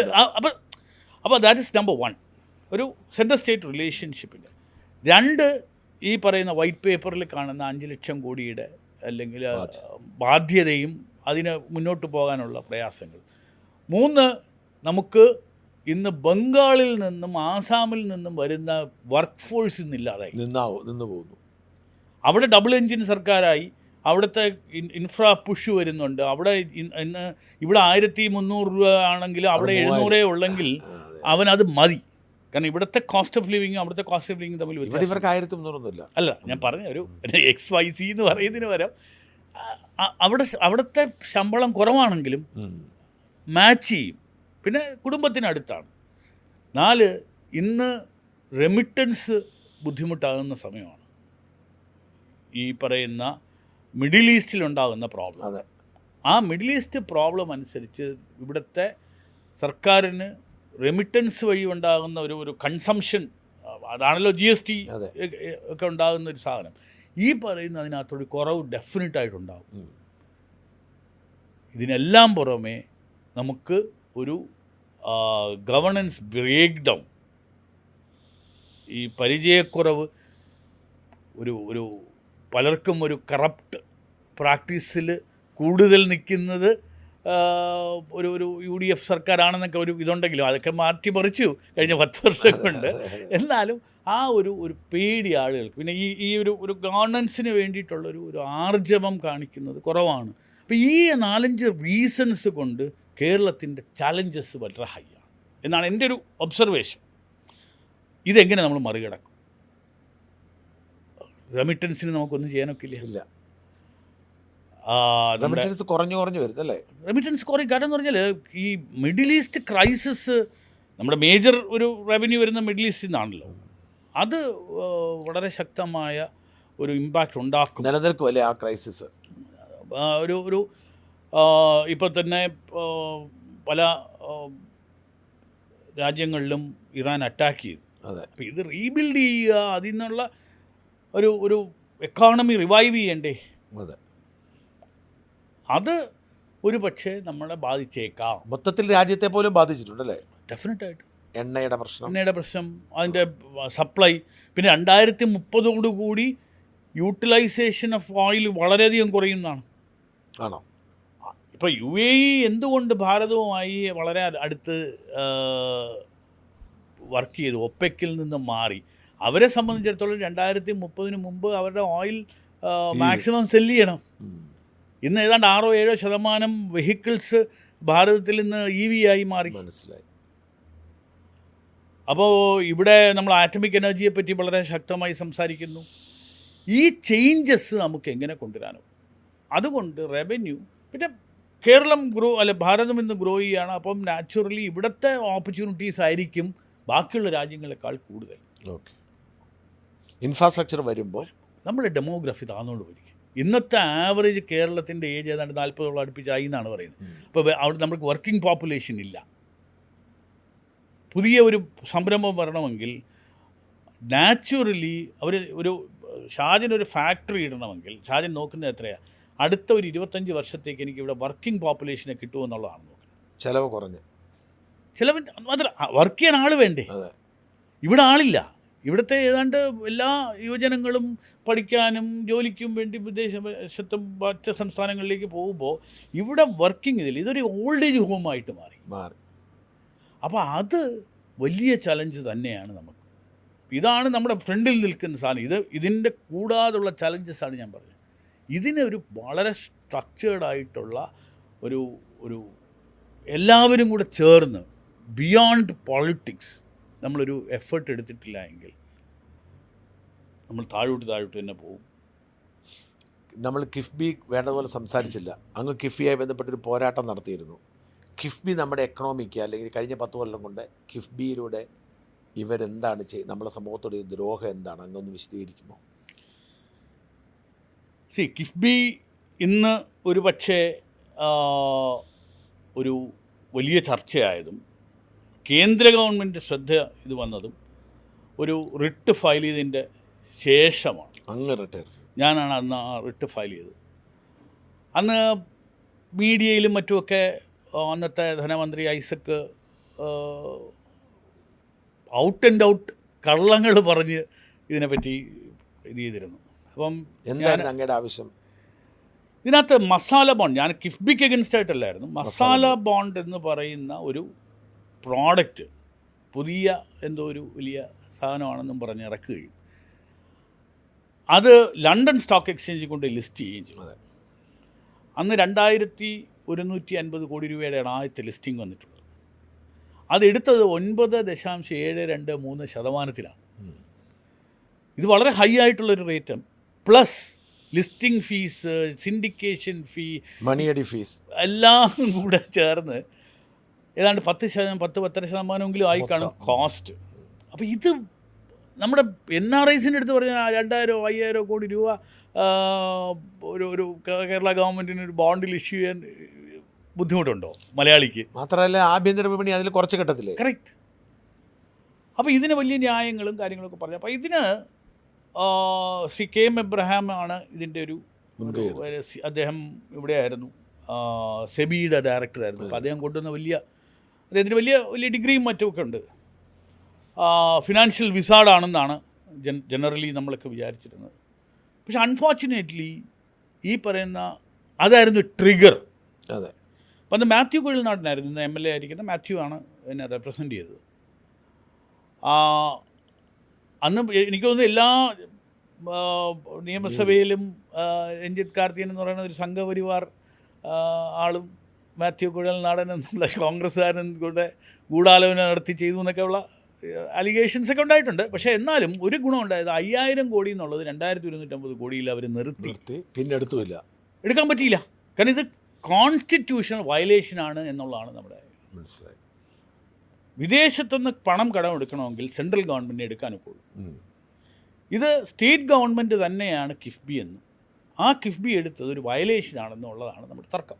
അതിൻ്റെ കൂട്ടത്തിൽ പറഞ്ഞതാണ് CNDAGയുടെ ഓഡിറ്റ് ഇവർ സമ്മതിക്കുന്നില്ല, ഒരു തരത്തിലുള്ള കൺട്രോൾസോ മാനേജ്മെൻറ്റോ ഇല്ല. എന്നാൽ ഇതിനകത്ത് വരുന്ന പണം എങ്ങനെയാണ്? ബഡ്ജറ്റിൽ വരേണ്ട പണമാണ് ഇതിനകത്ത് സെസ്സാണെങ്കിലും മോട്ടോർ വെഹിക്കിൾ ഫീസാണെങ്കിലും ഇതിലോട്ട് വക മാറുന്നു. അല്ലെങ്കിൽ അത് ബഡ്ജറ്റിൽ വരണ്ട. ഡയറക്റ്റായിട്ട് ഇപ്പോൾ ടോൾ പിരിച്ചോ അങ്ങനെയുള്ള ഒരു എമൗണ്ടും ഇതിനകത്ത് വരുന്നില്ല. റവന്യൂ ഇല്ല. അപ്പോൾ റവന്യൂ ഇല്ലാതെ ഇതെല്ലാം പോട്ടെ, നമ്മളിതൊരു ഇഫക്റ്റീവായിട്ട് നടത്തിയിരുന്ന ഒരു ഓർഗനൈസേഷൻ ആണെങ്കിൽ നമുക്ക് ഇതിനകത്തൊന്നും തർക്കമില്ല. എന്തെങ്കിലും വയലേഷൻ ഉണ്ടെങ്കിൽ പോലും ഏതാണ്ട് 1 ലക്ഷം കോടിയുടെ ഏത് ബഡ്ജറ്റ് നമ്മൾ കേട്ടാലും അതിനകത്ത് കിഫ്ബി എന്നൊരു 10,000 പ്രാവശ്യം പറയും. പക്ഷേ ഇതിനകത്ത് ഇന്നേ വരെ നടത്തിയിട്ടുള്ള 22,000 കോടി രൂപയുടെ പ്രോജക്റ്റ് മാത്രമേ ഉള്ളൂ നമ്മൾ മനസ്സിലാക്കുക. ഓരോ തവണ പ്രഖ്യാപിക്കുന്നത് 2 ലക്ഷം കോടിയുടെ. അതെ. അപ്പോൾ ഇത് ആളുകളെ പറ്റി. അപ്പം മലയാളി ആരാ? ഇതിൻ്റെ അഡ്മിനിസ്ട്രേറ്റീവ് കോസ്റ്റ് എത്രയാണ്? ഈ റിട്ടയർ ചെയ്ത ഒരു ഉദ്യോഗസ്ഥന്മാരെ അദ്ദേഹത്തിന് ഇഷ്ടക്കാരും മാത്രം ചെയ്യുന്ന ഒരു ഗ്രൂപ്പ് ഓഫ് ആൾ. ശമ്പളത്തിന് അദ്ദേഹത്തിൻ്റെ പെൻഷന് പുറമെ ഇതിന് ശമ്പളം കൊടുക്കും. അത് ഓണറേറിയമാണ്, ശമ്പളമല്ല. നിങ്ങളത് തെറ്റിച്ച് പറയരുത്, കാരണം രണ്ടാ. അപ്പോൾ ഇതിനെല്ലാം പുറമെ കേരള PWD എന്ന് പറയുന്ന ഒരു ഫുൾ ഫ്ലെജ്ഡ് ഡിപ്പാർട്ട്മെൻറ്റ് നോൺ ഫങ്ഷണലായി. ഏത് റോഡും എന്ത് ചെയ്യണമെങ്കിലും ഈ പറയുന്ന കിഫ്ബിയുടെ പരിധിയിലേ ഇത് ചെയ്യാനൊക്കെ. അതിന് ഒരു റീസൺ ഉണ്ടെന്ന് ഞാൻ മനസ്സിലാക്കുന്നു. ചില ഫേവേർഡ് ഓർഗനൈസേഷൻസ് ഉണ്ട്. ഉദാഹരണത്തിന് ഒരാളുണ്ട്, കറക്റ്റ്, ഇവർക്ക് ലേബർ സൊസൈറ്റി ആണെന്നുള്ളൊരു ലേബലുണ്ട്. ഈ ലേബലിൽ 15-20% പ്ലസ് ഇട്ട് കൊടുക്കാം, നോമിനേറ്റ് ചെയ്ത് കൊടുക്കാം. പക്ഷേ ഇത് കേരള ഗവൺമെൻറ് ഇങ്ങനെ കോൺട്രാക്റ്റ് കൊടുക്കുകയാണെങ്കിൽ ഏതാണ്ട് ഒരു 5,000 കോടിയുടെ ലിമിറ്റുണ്ട് മാക്സിമം. ഒരു വർഷം 5,000 കോടി അറ്റ് എ ടൈം 5,000 കോടി എന്നാണ് ഞാൻ മനസ്സിലാക്കുന്നത്. ഒരു ലിമിറ്റുണ്ട്. ഈ ലിമിറ്റിനകത്തെ ഈ വർക്ക് കൊടുക്കാനും. അപ്പോൾ അവർ സേവ് ചെയ്യാനാണെന്നാണ് പറയുന്നത്. കാരണം ഇനിയിപ്പം ഗവൺമെൻറ് കൊടുത്തില്ലെങ്കിൽ ഈ 5,000-ന് മുകളിലായി പോയാൽ ഈ കോൺട്രാക്ടറും പെട്ടില്ലേ. കോൺട്രാക്ടറിൻ്റെ ഡ്യൂസും ഉണ്ട് ഈ ധവളപത്രത്തിൽ. കോൺട്രാക്ടറിന് കൊടുക്കാനുള്ള ഡ്യൂസ് DA-യും DR-ഉം ഒക്കെ ശേഷം കോൺട്രാക്ടേഴ്സിനുള്ള ഡ്യൂസ് 6,000 crore. അപ്പോൾ ഇത് മറികടക്കാൻ പറ്റിയ ഏറ്റവും വലിയ മാർഗം കിഫ്ബിയാണ്. കാരണം കിഫ്ബി ഗവൺമെൻറ് അല്ല, ബോഡി കോർപ്പറേറ്റ്. ഈ ബോഡി കോർപ്പറേറ്റ് എന്ന് പറയുന്നത് പോലും ഐസക്കിന്റെ അഭ്യാസം. അതെ, ഇത് ഒരുപാട് ജാർഗൺസ് ഇങ്ങനെ പറയുക. ബോഡി കോർപ്പറേറ്റ് അത് ഇതെന്നൊക്കെ പറഞ്ഞിട്ട് കോർപ്പറേറ്റ് ബോഡി എന്ന് പറഞ്ഞാൽ പിന്നെ മനസ്സിലാവും. ബോഡി കോർപ്പറേറ്റ് ഇത് ഇങ്ങനെ ആളുകളെ പറ്റിക്കാൻ ഇതിനെ ചെസ്റ്റംപ് ചെയ്ത് സപ്പോർട്ട് ചെയ്ത് പറയാൻ കുറേ സൈബർ സംവിധാനങ്ങളും. അപ്പം മലയാളി എന്ന് പറയുന്നത് നമ്മൾ പ്രബുദ്ധരാണ് എന്ന് പറയുന്നത് ഇനി പറയാമോ എന്ന് വരെ സംശയിക്കേണ്ട ഒരു സമയം. അപ്പോൾ ഈ കിഫ്ബി അത് ഒരു വരുമാനവുമില്ലാതെ, അഥവാ നമ്മുടെ ബജറ്റ് വരേണ്ട വരുമാനം അങ്ങോട്ട് കൊടുത്തിട്ട് കണക്കിൽപ്പെടാതെ കടം മേടിച്ച് തോന്നിവാസമായിരുന്നു അല്ലേ? ഇതിനകത്ത് വലിയ തോതിൽ ഇപ്പോൾ ഈ എൻഫോഴ്സ്മെൻറ്റ് ഡയറക്ടറേറ്റ് വരുന്നത് എപ്പോഴാണ്? എൻഫോഴ്സ്മെൻറ്റ് ഡയറക്ടറേറ്റ് വരുന്നതെന്ന് പറയുന്നത് മണി ലോണ്ടറിങ് എന്ന് പറയുന്ന കാര്യത്തിൽ, ഫോറിൻ എക്സ്ചേഞ്ച് വയലേഷനുള്ള കാര്യത്തിൽ, ഇങ്ങനെയുള്ള കാര്യങ്ങളിൽ മാത്രമേ ഉള്ളൂ എൻഫോഴ്സ്മെൻറ്റ് ഡയറക്ടറേറ്റ്. ഈ പറയുന്ന ലിസ്റ്റിങ്ങിനകത്ത് ഒരു ദുരൂഹത ഉണ്ടോ എന്ന് സംശയമുണ്ട്. കാരണം ഒരു കമ്പനി, അതിന് ഈ ലാബിൽ ഇൻഡിപെൻഡൻറ്റ് കമ്പനിയാണോ അല്ലയോ എന്നൊക്കെ ഉള്ളത് അവിടെ നിൽക്കട്ടെ, പക്ഷേ ഒരു കമ്പനി മാത്രമാണ് ഈ പറയുന്ന ബോണ്ട് സബ്സ്ക്രൈബ് ചെയ്തിരിക്കുന്നത്. അത് ലിസ്റ്റ് ചെയ്യേണ്ട ആവശ്യം എന്താ? ലിസ്റ്റ് ചെയ്ത് കഴിയുമ്പോൾ ആർക്കും അത് വാങ്ങിക്കാം. അപ്പോൾ ഇത് വേറെ ആർക്കോ വാങ്ങിക്കാൻ വേണ്ടി ഇത് കൊടുത്തതല്ലേ എന്ന് സംശയിക്കാൻ തെറ്റുണ്ടോ? ഒരു തെറ്റുമില്ല. അപ്പോൾ ഇങ്ങനെയുള്ള ഒരുപാട് കാര്യങ്ങൾ ദുരൂഹത നിറഞ്ഞ ഞാൻ RTI കൊടുത്തതാണ് ലിസ്റ്റിംഗ് എഗ്രിമെൻ്റ് എനിക്ക് വേണം എന്ന് പറഞ്ഞിട്ട് ഈ കേസ് കൊടുക്കാനായിട്ട്. ലിസ്റ്റിംഗ് എഗ്രിമെൻറ്റ് പ്രൈവറ്റ് ഡോക്യുമെൻ്റ് ആണെന്ന് തരാൻ പറ്റില്ല എന്ന് എനിക്ക് കിഫ്ബിയിൽ നിന്ന് ഇത് തന്നു. അതെന്താ? എൻ്റെ പണം, ഞാൻ ടാക്സ് നികുതി കൊടുക്കുന്ന പണം, നിങ്ങൾ നികുതി കൊടുക്കുന്ന പണം, അതിന് ഒരു വിദേശ രാജ്യത്ത് കൊണ്ടുപോയി ഇത് അതിൻ്റെ റീസൺ എന്താ പറഞ്ഞാൽ ഇത് തിരിച്ചു കൊടുത്തു കഴിഞ്ഞു, റെലവൻ്റ് അല്ല. എൻ്റെ കൺസേൺ എന്തായിരുന്നു പറഞ്ഞാൽ, ന്യൂ മെഡിക്കൽ സെൻറ്റർ ശ്രീ ഷെട്ടിയുടെ ഒരു ബിസിനസ് ഉണ്ടായിരുന്നു. അദ്ദേഹം ലണ്ടൻ സ്റ്റോക്ക് എക്സ്ചേഞ്ചിൽ ലിസ്റ്റ് ചെയ്തു. ഈ ലിസ്റ്റ് ചെയ്ത് ഷെയർസിൻ്റെ പ്രൈസ് താഴെ പോയപ്പോൾ ഈ ലണ്ടൻ സ്റ്റോക്ക് എക്സ്ചേഞ്ചിൻ്റെ ഒരു എഗ്രിമെൻ്റ് അനുസരിച്ച് അവരിതിന് അഡ്മിനിസ്ട്രേറ്റർ അപ്പോയിൻ്റ് ടേക്ക് ഓവർ ചെയ്തു. നമ്മുടെ കേരളത്തിൽ അങ്ങനെ ഈ കിഫ്ബി ടേക്ക് ഓവർ ചെയ്യാനുള്ളൊരു ക്ലോസ് ഉണ്ടോ എന്ന് നമ്മൾ നോക്കണ്ടേ? തീർച്ചയായിട്ടും അതിന് തന്നിട്ടില്ല. ഇത് ഹൈക്കോടതിയിലേക്ക് മാത്യു KMNP ലോ എന്ന് പറയുന്ന ഒരു ഓർഗനൈസേഷനാണ് ആക്ച്വലി ഈ റെപ്രസെൻ്റ് ചെയ്തത്. അതിൻ്റെ പാർട്ട്ണറായിട്ടുള്ള മാത്യു കുഴൽനാടനാണ് ഇത് റെപ്രസെൻ്റ് ചെയ്തത്. അന്ന് 2-3 പ്രാവശ്യം ഇത് ബെഞ്ചിൽ ആക്സെപ്റ്റ് ചെയ്തില്ല, ഗവൺമെൻറ്റിന് അഗൻസ്റ്റ് ആയിട്ടുള്ളത്. അതിൻ്റെ ഒരു പ്രാവശ്യം ഇവർ പറഞ്ഞത് ലണ്ടൻ സ്റ്റോക്ക് എക്സ്ചേഞ്ചിന് ഞാനൊരു പാർട്ടിയാക്കിയിരുന്നു, അത് പറ്റില്ല, അത് മാറ്റിക്കൊണ്ടുവരണം എന്ന് പറഞ്ഞിട്ടാണ് തള്ളുന്നത്. തള്ളിയാൽ പിന്നെ ഇത് അതുകൊണ്ട് വിഡ്രോ ചെയ്തിട്ട് റീസബ്മിറ്റ് ചെയ്യുമായിരുന്നു. മനസ്സിലായി. അവരെ പാർട്ടിയാക്കാൻ പറ്റുമോ? ഇവിടെ ഇന്ത്യയിൽ ഓഫീസുള്ള ഒരു ഓർഗനൈസേഷനാണ് ലണ്ടൻ സ്റ്റോക്ക് എക്സ്ചേഞ്ച്. അവർക്ക് നിയമം ബാധമല്ലോ എടുത്ത്. പക്ഷേ ഒരു ചീഫ് ജസ്റ്റിസിൻ്റെ ബെഞ്ചിൽ നിന്നും ഇത് പറ്റില്ല എന്ന് പറയുമ്പോൾ നമ്മൾ എന്താ ആസ് എ കോമൺ മാൻ എന്താ നമുക്ക് കിട്ടുന്ന ഒരു. അപ്പോൾ കിഫ്ബി എന്ന് പറയുന്ന organisation has become A instrument four organised loot. Okay. അതിൽ നിന്നുണ്ടായിരുന്ന പണം പ്രവാസി ചിട്ടി എന്ന് പറഞ്ഞു ചിലവാക്കിയ. പ്രവാസി ചിട്ടിയെ പറ്റി ഇന്ന് കേൾക്കുന്നുണ്ടോ? ഇല്ല, കേൾക്കുന്നില്ല. എന്താ അതിനുവേണ്ടി ഇവൻ്റ് നടത്തി ഉണ്ടാക്കിയ പണത്തിന് കയ്യും കണക്കുണ്ടോ? ചിലവാക്കിയ ആരും സബ്സ്ക്രൈബ് ചെയ്തിട്ടില്ല. അതുപോലെ തന്നെയാണ് ഈ കഴിഞ്ഞ ഒരു ഇലക്ഷന് തൊട്ട് മുമ്പുണ്ടായിട്ടുള്ള ഒരു അപ്പോൾ KIIFB was a white elephant, was a criminally wrong thing. And KM. Abraham ഒരു ടൈൻറ്റഡ് ഓഫീസർ എന്ന് പറയേണ്ടി വരും. ആരൊക്കെയോ കള്ള ഇമേജ് ഉണ്ടായി കൊടുത്തിരിക്കുന്നതാണ്. അതായത് ഹൈക്കോടതി ഇദ്ദേഹത്തെ ഇൻഡിക്റ്റ് ചെയ്ത ഒരു ജഡ്ജ്മെൻ്റ് ഉള്ളൊരു ആളിനെ അദ്ദേഹം അവിടെ സുപ്രീം കോടതി ടെക്നിക്കൽ ഗ്രൗണ്ട്സിൽ അതിനെ സ്റ്റേ വാങ്ങിച്ച ഒരു വ്യക്തി. ഈ സുപ്രീം കോടതിയിൽ പോയിട്ടാണല്ലോ ഈ ഇദ്ദേഹത്തിനെ ഇൻഡിക്റ്റ് ചെയ്യണം എന്ന് പറഞ്ഞു വരുന്ന ഹൈക്കോടതി ഇത് സ്റ്റേ വാങ്ങിക്കുന്നുണ്ട്. കൊല്ലത്തെ സ്വത്ത് സമ്പാദനത്തിന് ഡിസ്പ്രപ്പോർഷനേറ്റ് അസറ്റിൻ്റെ കേസിൽ കൊല്ലത്തെ കളക്ട്, അതായത് ഈ കേസ് അടുത്ത സ്റ്റേജിലേക്ക് വരുവാണല്ലോ. ഞാൻ അങ്ങനെ റിപ്പോർട്ട് ചെയ്തിരുന്നു. അടുത്ത സ്റ്റേജിലേക്ക് വരുമ്പം ഈ സ്റ്റേ ഒക്കെ മാറി വരുമ്പം കളക്ടർ റിപ്പോർട്ട് ആവശ്യമാണ്. അതുകൊണ്ട് അദ്ദേഹം ഇറങ്ങിപ്പോകുന്നതിന് മുമ്പ് അദ്ദേഹത്തിൻ്റെ കൂടെ വർക്ക് ചെയ്തിരുന്ന ഒരു സ്ത്രീക്ക് പ്രൊമോഷൻ കൊടുത്ത് അവർക്ക് സിവിൽ സർവീസ് ഒപ്പിച്ചെടുത്തിട്ട് ഇപ്പോൾ കൊല്ലം കളക്ടറായി നിയോഗിച്ചിട്ടാണ് അദ്ദേഹം ഇറങ്ങിയത്.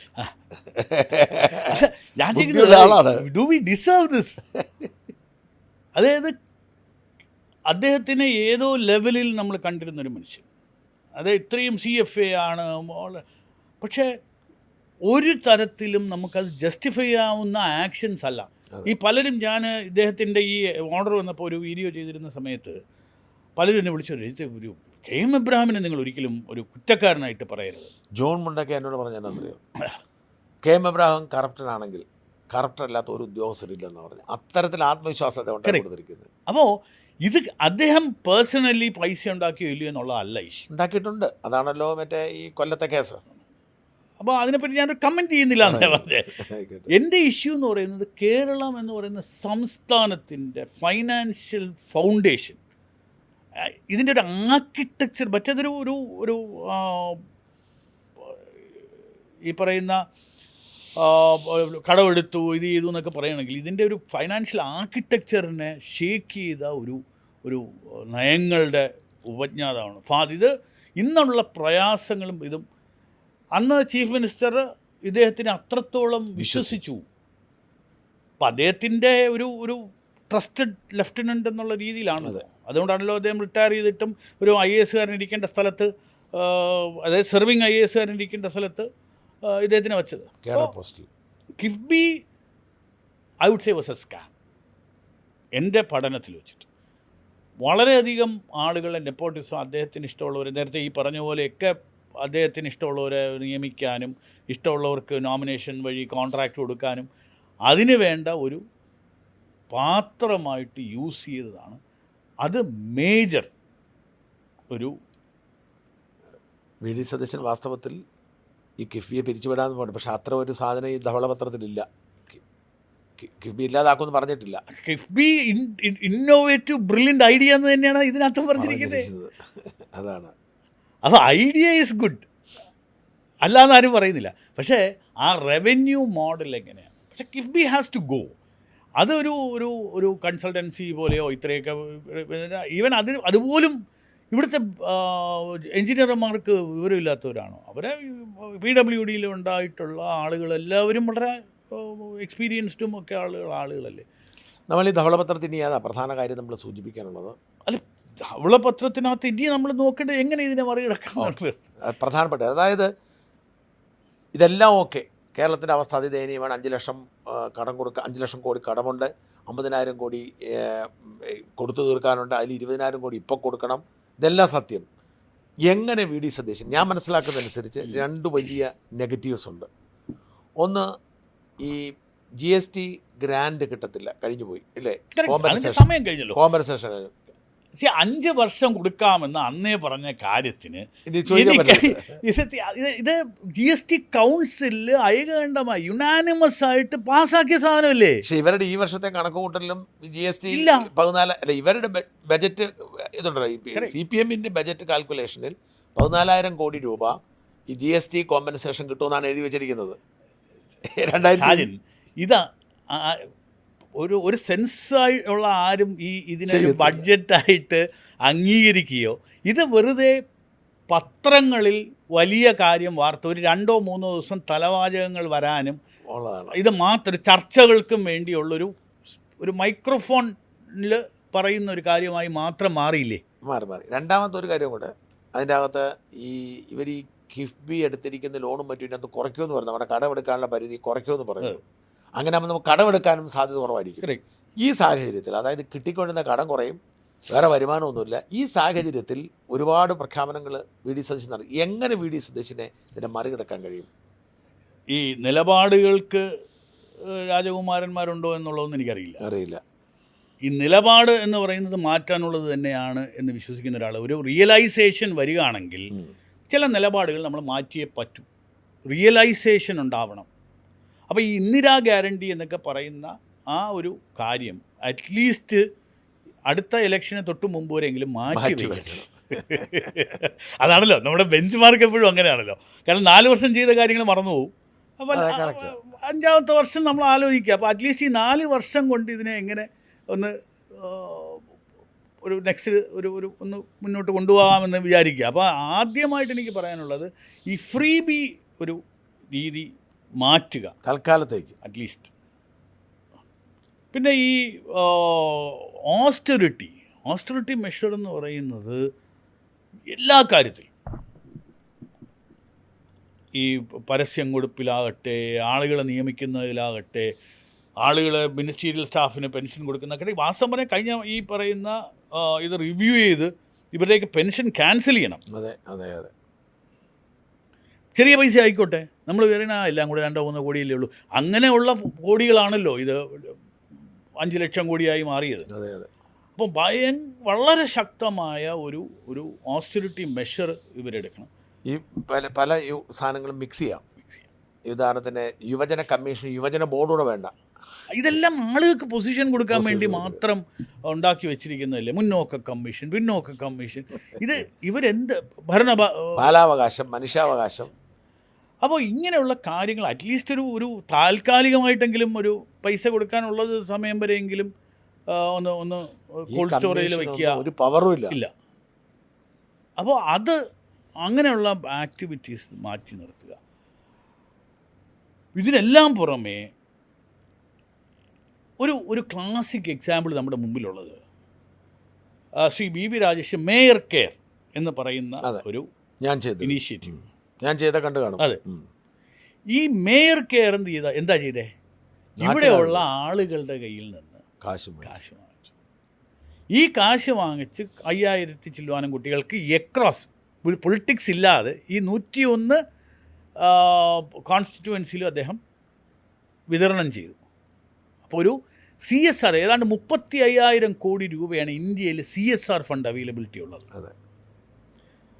ഇന്ന് 1200 കോടി രൂപയാണ് നമുക്കൊരു വർഷം KSRTCക്ക് സ്ത്രീകൾക്ക് ഫ്രീ ആയിട്ട് യാത്ര ചെയ്യുന്നൊരു ഇതാണെന്ന് നോക്കുക.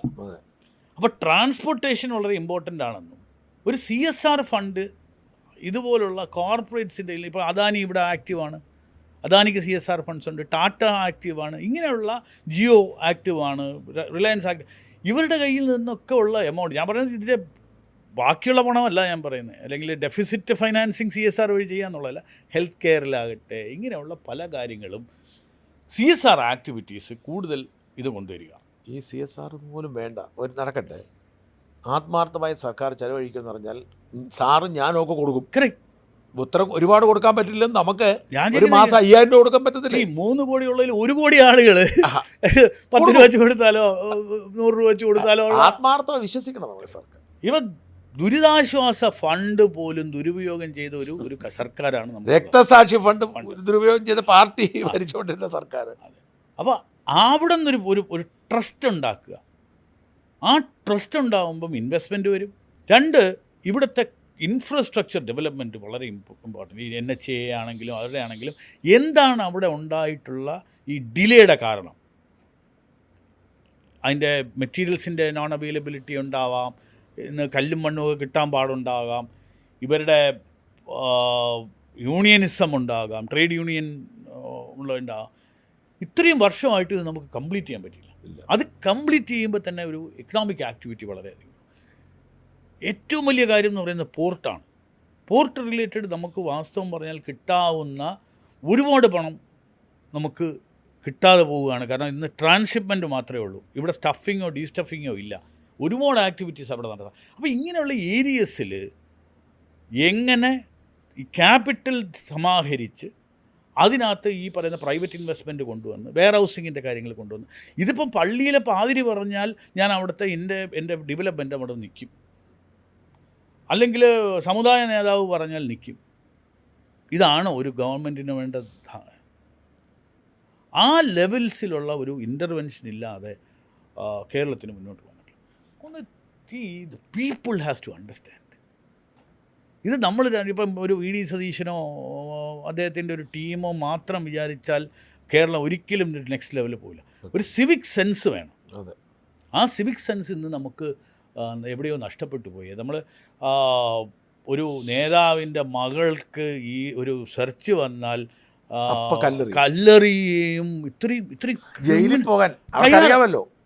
അപ്പം ഞാൻ ചോദിക്കുന്നത്, അത്രമാത്രം അതപ്പതിച്ചോ നമ്മുടെ ഒരു ഒരു ഒരു അവിടെ നിന്ന് മാറി ഒരു ക്രിയേറ്റീവായിട്ട് കോൺട്രിബ്യൂട്ട് ചെയ്യാതെ, ഇത് നമ്മൾ കറപ്ഷൻ എന്ന് പറയുമ്പോൾ ഈ കറപ്ഷന് 2 സൈഡും ഉണ്ട്. ഞാൻ തരാനും അങ്ങ് വാങ്ങിക്കാനും ഉണ്ടെങ്കിൽ മാത്രമേ നടക്കുകയുള്ളൂ. പക്ഷേ എന്ന് ഞാൻ കൊടുക്കില്ല എന്ന് പറയുന്നു. ഇത് ഞാൻ ഒരിക്കലൊരു വില്ലേജ് ഓഫീസിൽ നിന്ന് ഒരു സർട്ടിഫിക്കറ്റ് വേണമെങ്കിൽ ഞാൻ ഒരു പ്രാവശ്യം ചെല്ലുമ്പോൾ പറയില്ല നാളാവാം മറ്റന്നാവാം. അപ്പോൾ ആരെങ്കിലും പറയില്ല അവന് 100, 200, 500 കൊടുത്താൽ അയാൾ പെട്ടെന്ന് കിട്ടും. അപ്പോൾ ഞാൻ എനിക്ക് 4-5 പ്രാവശ്യം വരുന്നതിന് പകരം കൊടുത്തേക്കാം. അവിടെ നിന്ന് തുടങ്ങുന്നതാണ് ഈ കറപ്ഷൻ. അപ്പോൾ ഈ കറപ്ഷനെ പറ്റിയും മറ്റുമൊക്കെ ഇതൊന്നും ഒരു 100% അല്ല ഞാൻ പറയുന്നത്, പക്ഷേ ഒരു ജനറൽ ബോധം ഇവിടുത്തെ നാട്ടുകാർക്കില്ലാതെ ഞാൻ എഴുതി വച്ച് തരാം, നമ്മുടെ ഒരു ഡെവലപ്മെൻറ്റ് ഇത് നടക്കില്ല. കാരണം we are in a very critical situation. ഇനി എന്ത് പൊളിറ്റിക്കൽ ഇത് പറഞ്ഞാലും VD സതീശനെ കുറ്റം പറയാൻ ഒക്കില്ല. കാരണം he's in such a big mess. മനസ്സിലായി. ആ മെസ്സിൽ അദ്ദേഹത്തിന് മുന്നോട്ട് പോകണമെങ്കിൽ, അല്ല അദ്ദേഹം അല്ലല്ലോ പോകേണ്ടത്, സ്റ്റേറ്റല്ലേ, ആ സ്റ്റേറ്റ് മുന്നോട്ട് പോകണമെങ്കിൽ വളരെ ശക്തമായ എഫേർട്ട് വേണം. പക്ഷേ അദ്ദേഹത്തിനൊരു നേതൃത്വം വേണം. അപ്പോൾ ഇതിനകത്ത് കിഫ്ബിയുടെ കുറ്റക്കാരാരാണ് എന്ന് പറഞ്ഞാൽ അവരെ ഇൻഡിക്റ്റ് ചെയ്യാനും അവരെ നിയമത്തിന് മുന്നിൽ കൊണ്ടുവരാനുമുള്ള ആർജവം ഉണ്ടാവണം. അല്ലാതെ അത് നടന്നു അങ്ങനെയാണെന്നാൽ എനിക്കോ അത് ചെയ്യാമല്ലോ എന്ന് വിചാരിച്ചാൽ, പക്ഷെ അതാണ് നമ്മൾ കണ്ടുവന്നിരുന്നത്. അതൊരു പാർട്ടിക്കും അണികൾക്കും കൊണ്ട് നടക്കാനുള്ള ഒരു പ്രസ്ഥാനമാണ് എന്ന് വിചാരിച്ചാൽ will still B back in. വരുമാനം എങ്ങനെ ഉണ്ടാക്കും? വേറെയും ബിസിനസ് വരണം. പ്രൊഡക്ഷനും ബിസിനസ്സും ഇല്ലാതെ ടാക്സ് റവന്യൂ എവിടെ നിന്ന് വരും? അപ്പോൾ അതിന് ടൈം എടുക്കൂലേ? We have to start somewhere. ഇപ്പം നാളെ പണം. അപ്പം ഇതൊരു കമ്പൈൻഡ് എഫേർട്ടാണ്. ഒന്ന് സെൻറ്ററുമായിട്ടുള്ള ഒരു വളരെ ശക്തമായ ഒരു ബന്ധം വേണം, അല്ലാതെ നടക്കത്തില്ല. ഇല്ല, കാരണം നമുക്ക് സപ്പോർട്ട് വരേണ്ടത് അവിടെ നിന്നല്ലേ. അപ്പം ഒരു ഇൻ്റഗ്രൽ പാർട്ട് ഓഫ് ഭാരത്, ആ ഭാരതത്തിന് ഒരു സ്റ്റേറ്റിന് കിട്ടേണ്ട ഒരു സപ്പോർട്ട്. അങ്ങനെ വരുമ്പോൾ ആരെങ്കിലും ഫ്രീ ആയിട്ട് തരുമോ? ഞാനിപ്പോൾ എനിക്കൊരു സപ്പോർട്ട് തരണം ഷാജിൻ എന്ന് പറഞ്ഞാൽ you will keep your conditions. ആ കണ്ടീഷൻ നമ്മൾ അനുസരിക്കണം. യൂട്ടിലൈസേഷൻ സർട്ടിഫിക്കറ്റ് കൊടുക്കണം. നിർമ്മല സീതാരാമൻ വളരെ കൃത്യമായിട്ട് പറഞ്ഞു എന്തുകൊണ്ട് സെക്കൻഡ് ട്രാഞ്ചോ തേർഡ് ട്രാഞ്ചോ കൊടുത്തിട്ടില്ല. അപ്പോൾ അവർ പറയുന്ന ഇപ്പോൾ PM ശ്രീ എന്ന് പറയും, PM ശ്രീ എന്നുള്ളത് എഴുതി വയ്ക്കണം. അല്ല, ഞാനിവിടെ ലൈഫ് മിഷൻ എന്ന് എഴുതി വയ്ക്കുകയുള്ളൂ, ആ പ്രൈം മിനിസ്റ്റർ ആവാസ് യോജന എന്ന് എഴുതി വയ്ക്കില്ല എന്ന് പറഞ്ഞാൽ you lose that much money. ഇവിടെ സ്കൂളുകൾക്ക് കിട്ടേണ്ട ഓരോ കോടി രൂപ വെച്ചിട്ടാണെങ്കിൽ മാസം എക്കോണമിയിൽ ഉണ്ടാകുന്ന മാറ്റം എന്താണ്? അപ്പോൾ ഇങ്ങനെയുള്ള കാര്യങ്ങളിൽ വളരെ സഹകരിച്ച് ഇപ്പം നമ്മുടെ 3 BJP MLA-മാരുള്ളവരിൽ, അതുപോലെ സുരേഷ് ഗോപി പോലുള്ള MP-മാരുള്ളവരെ ഒരു ബ്രാൻഡ് അംബാസിഡേഴ്സായിട്ട് അംഗീകരിച്ച് അവരെയും കൂടെ ഒരു ഇത് ചെയ്താൽ ദേ ക്യാൻ ബിക്കം ദ എന്താ go between central and state. ഈ സമുദ്ര സമ്പദ് വ്യവസ്ഥ എന്ന് സതീശൻ പറഞ്ഞ് ശ്രദ്ധിച്ചോ? തുറമുഖം, ബ്ലൂ എക്കോണമിക്ക് കേന്ദ്ര സർക്കാർ കഴിഞ്ഞ ഒരു 4-5 വർഷമായിട്ട് എനിക്ക് തോന്നുന്നു അതിനൊരു പ്രത്യേക മിനിസ്ട്രി വരെ ഉണ്ടാക്കിയിട്ടുണ്ട്. ഓക്കെ. ഇതിന് അനന്ത സാധ്യതകളാണ്. ഈ ബ്ലൂ എക്കോണമി എന്ന് പറയുന്നത് പോർട്ട് മാത്രമല്ല, ഫിഷിംഗ് മാത്രമല്ല, അല്ലാതെ ഒരുപാട് കാര്യങ്ങൾ ബ്ലൂ എക്കോണമി. നമുക്ക് ഇത്രയും വലിയ കോസ്റ്റ് ലൈൻ ഉണ്ട്. എനിക്ക് തോന്നുന്നു 17ഓളം തുറമുഖങ്ങളുണ്ട് ചെറുതാണെങ്കിലും. അപ്പോൾ മൈനർ പോർട്ടാണെങ്കിൽ സ്റ്റേറ്റിൻ്റെ ഇതിലാണ്. ഇതിനെല്ലാം പ്രൈവറ്റ് പബ്ലിക് പാർട്ട്ണർഷിപ്പിൽ ചെയ്യാൻ ഒക്കും. ഫിഷിങ്ങിൻ്റെ കാര്യത്തിൽ ചെയ്യാൻ ഒക്കും.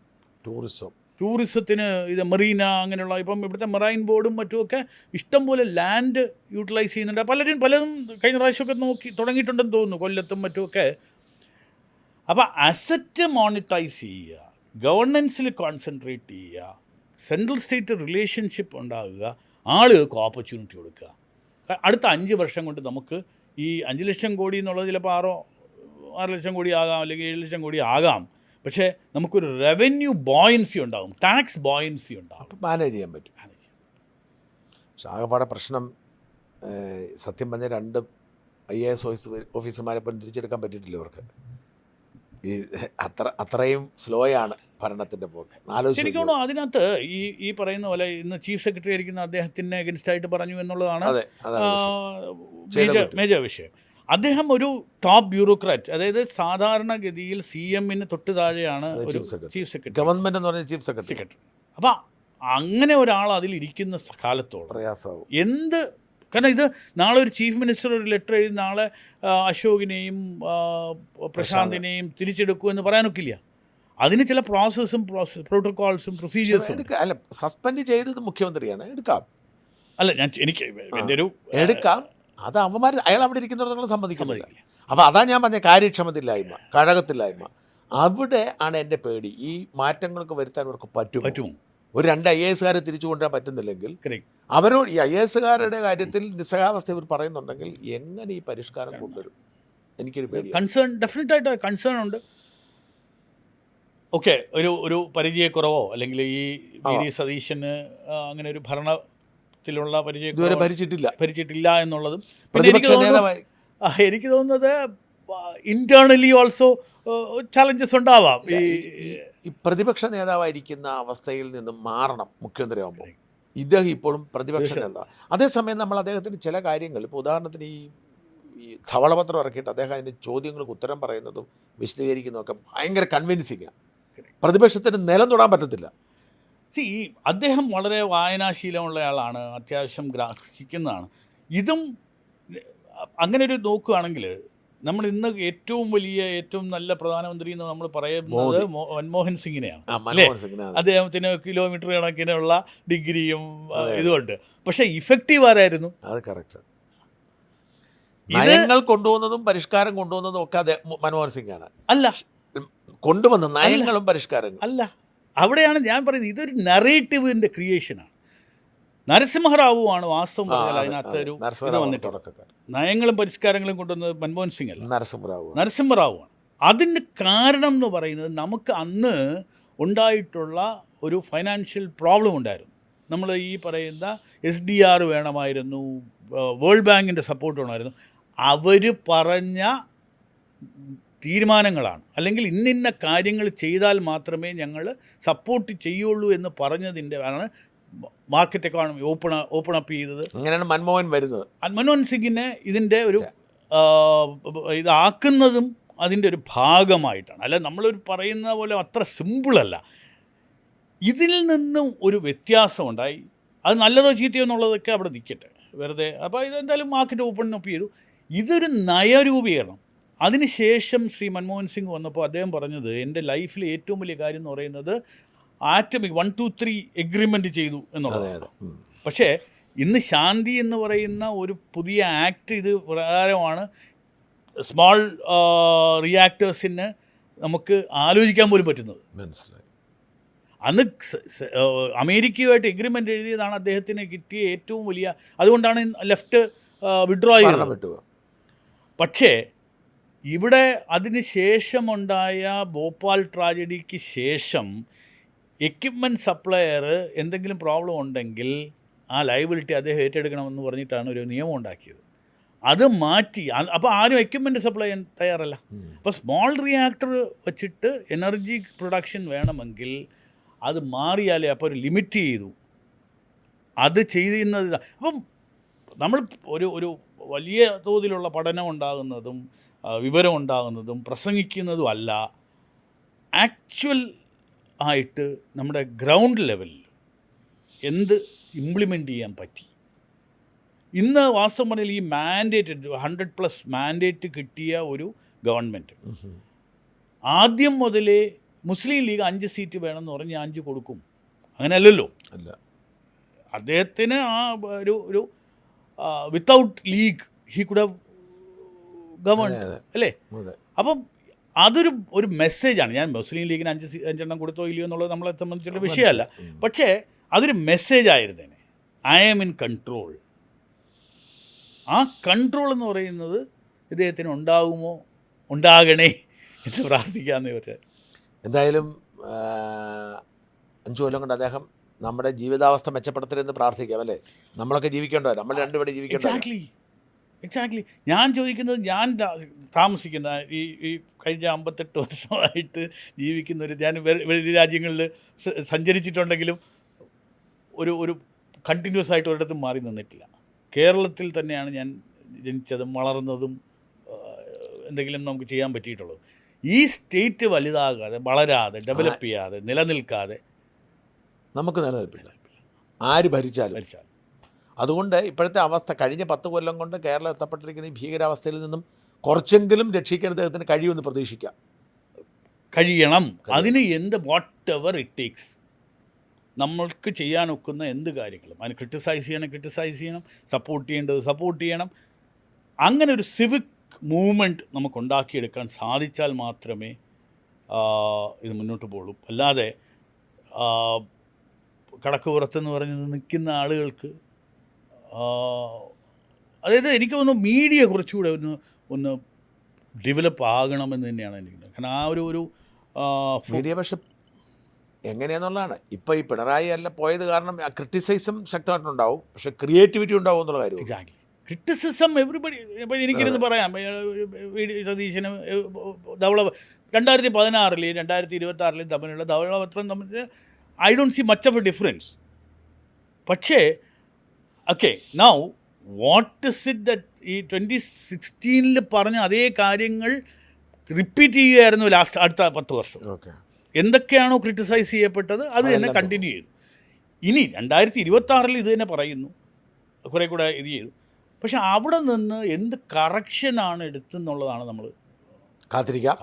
എന്തായാലും സന്തോഷം, വിശദമായി തന്നെ സംസാരിച്ചതിൽ നന്ദി. Thank you.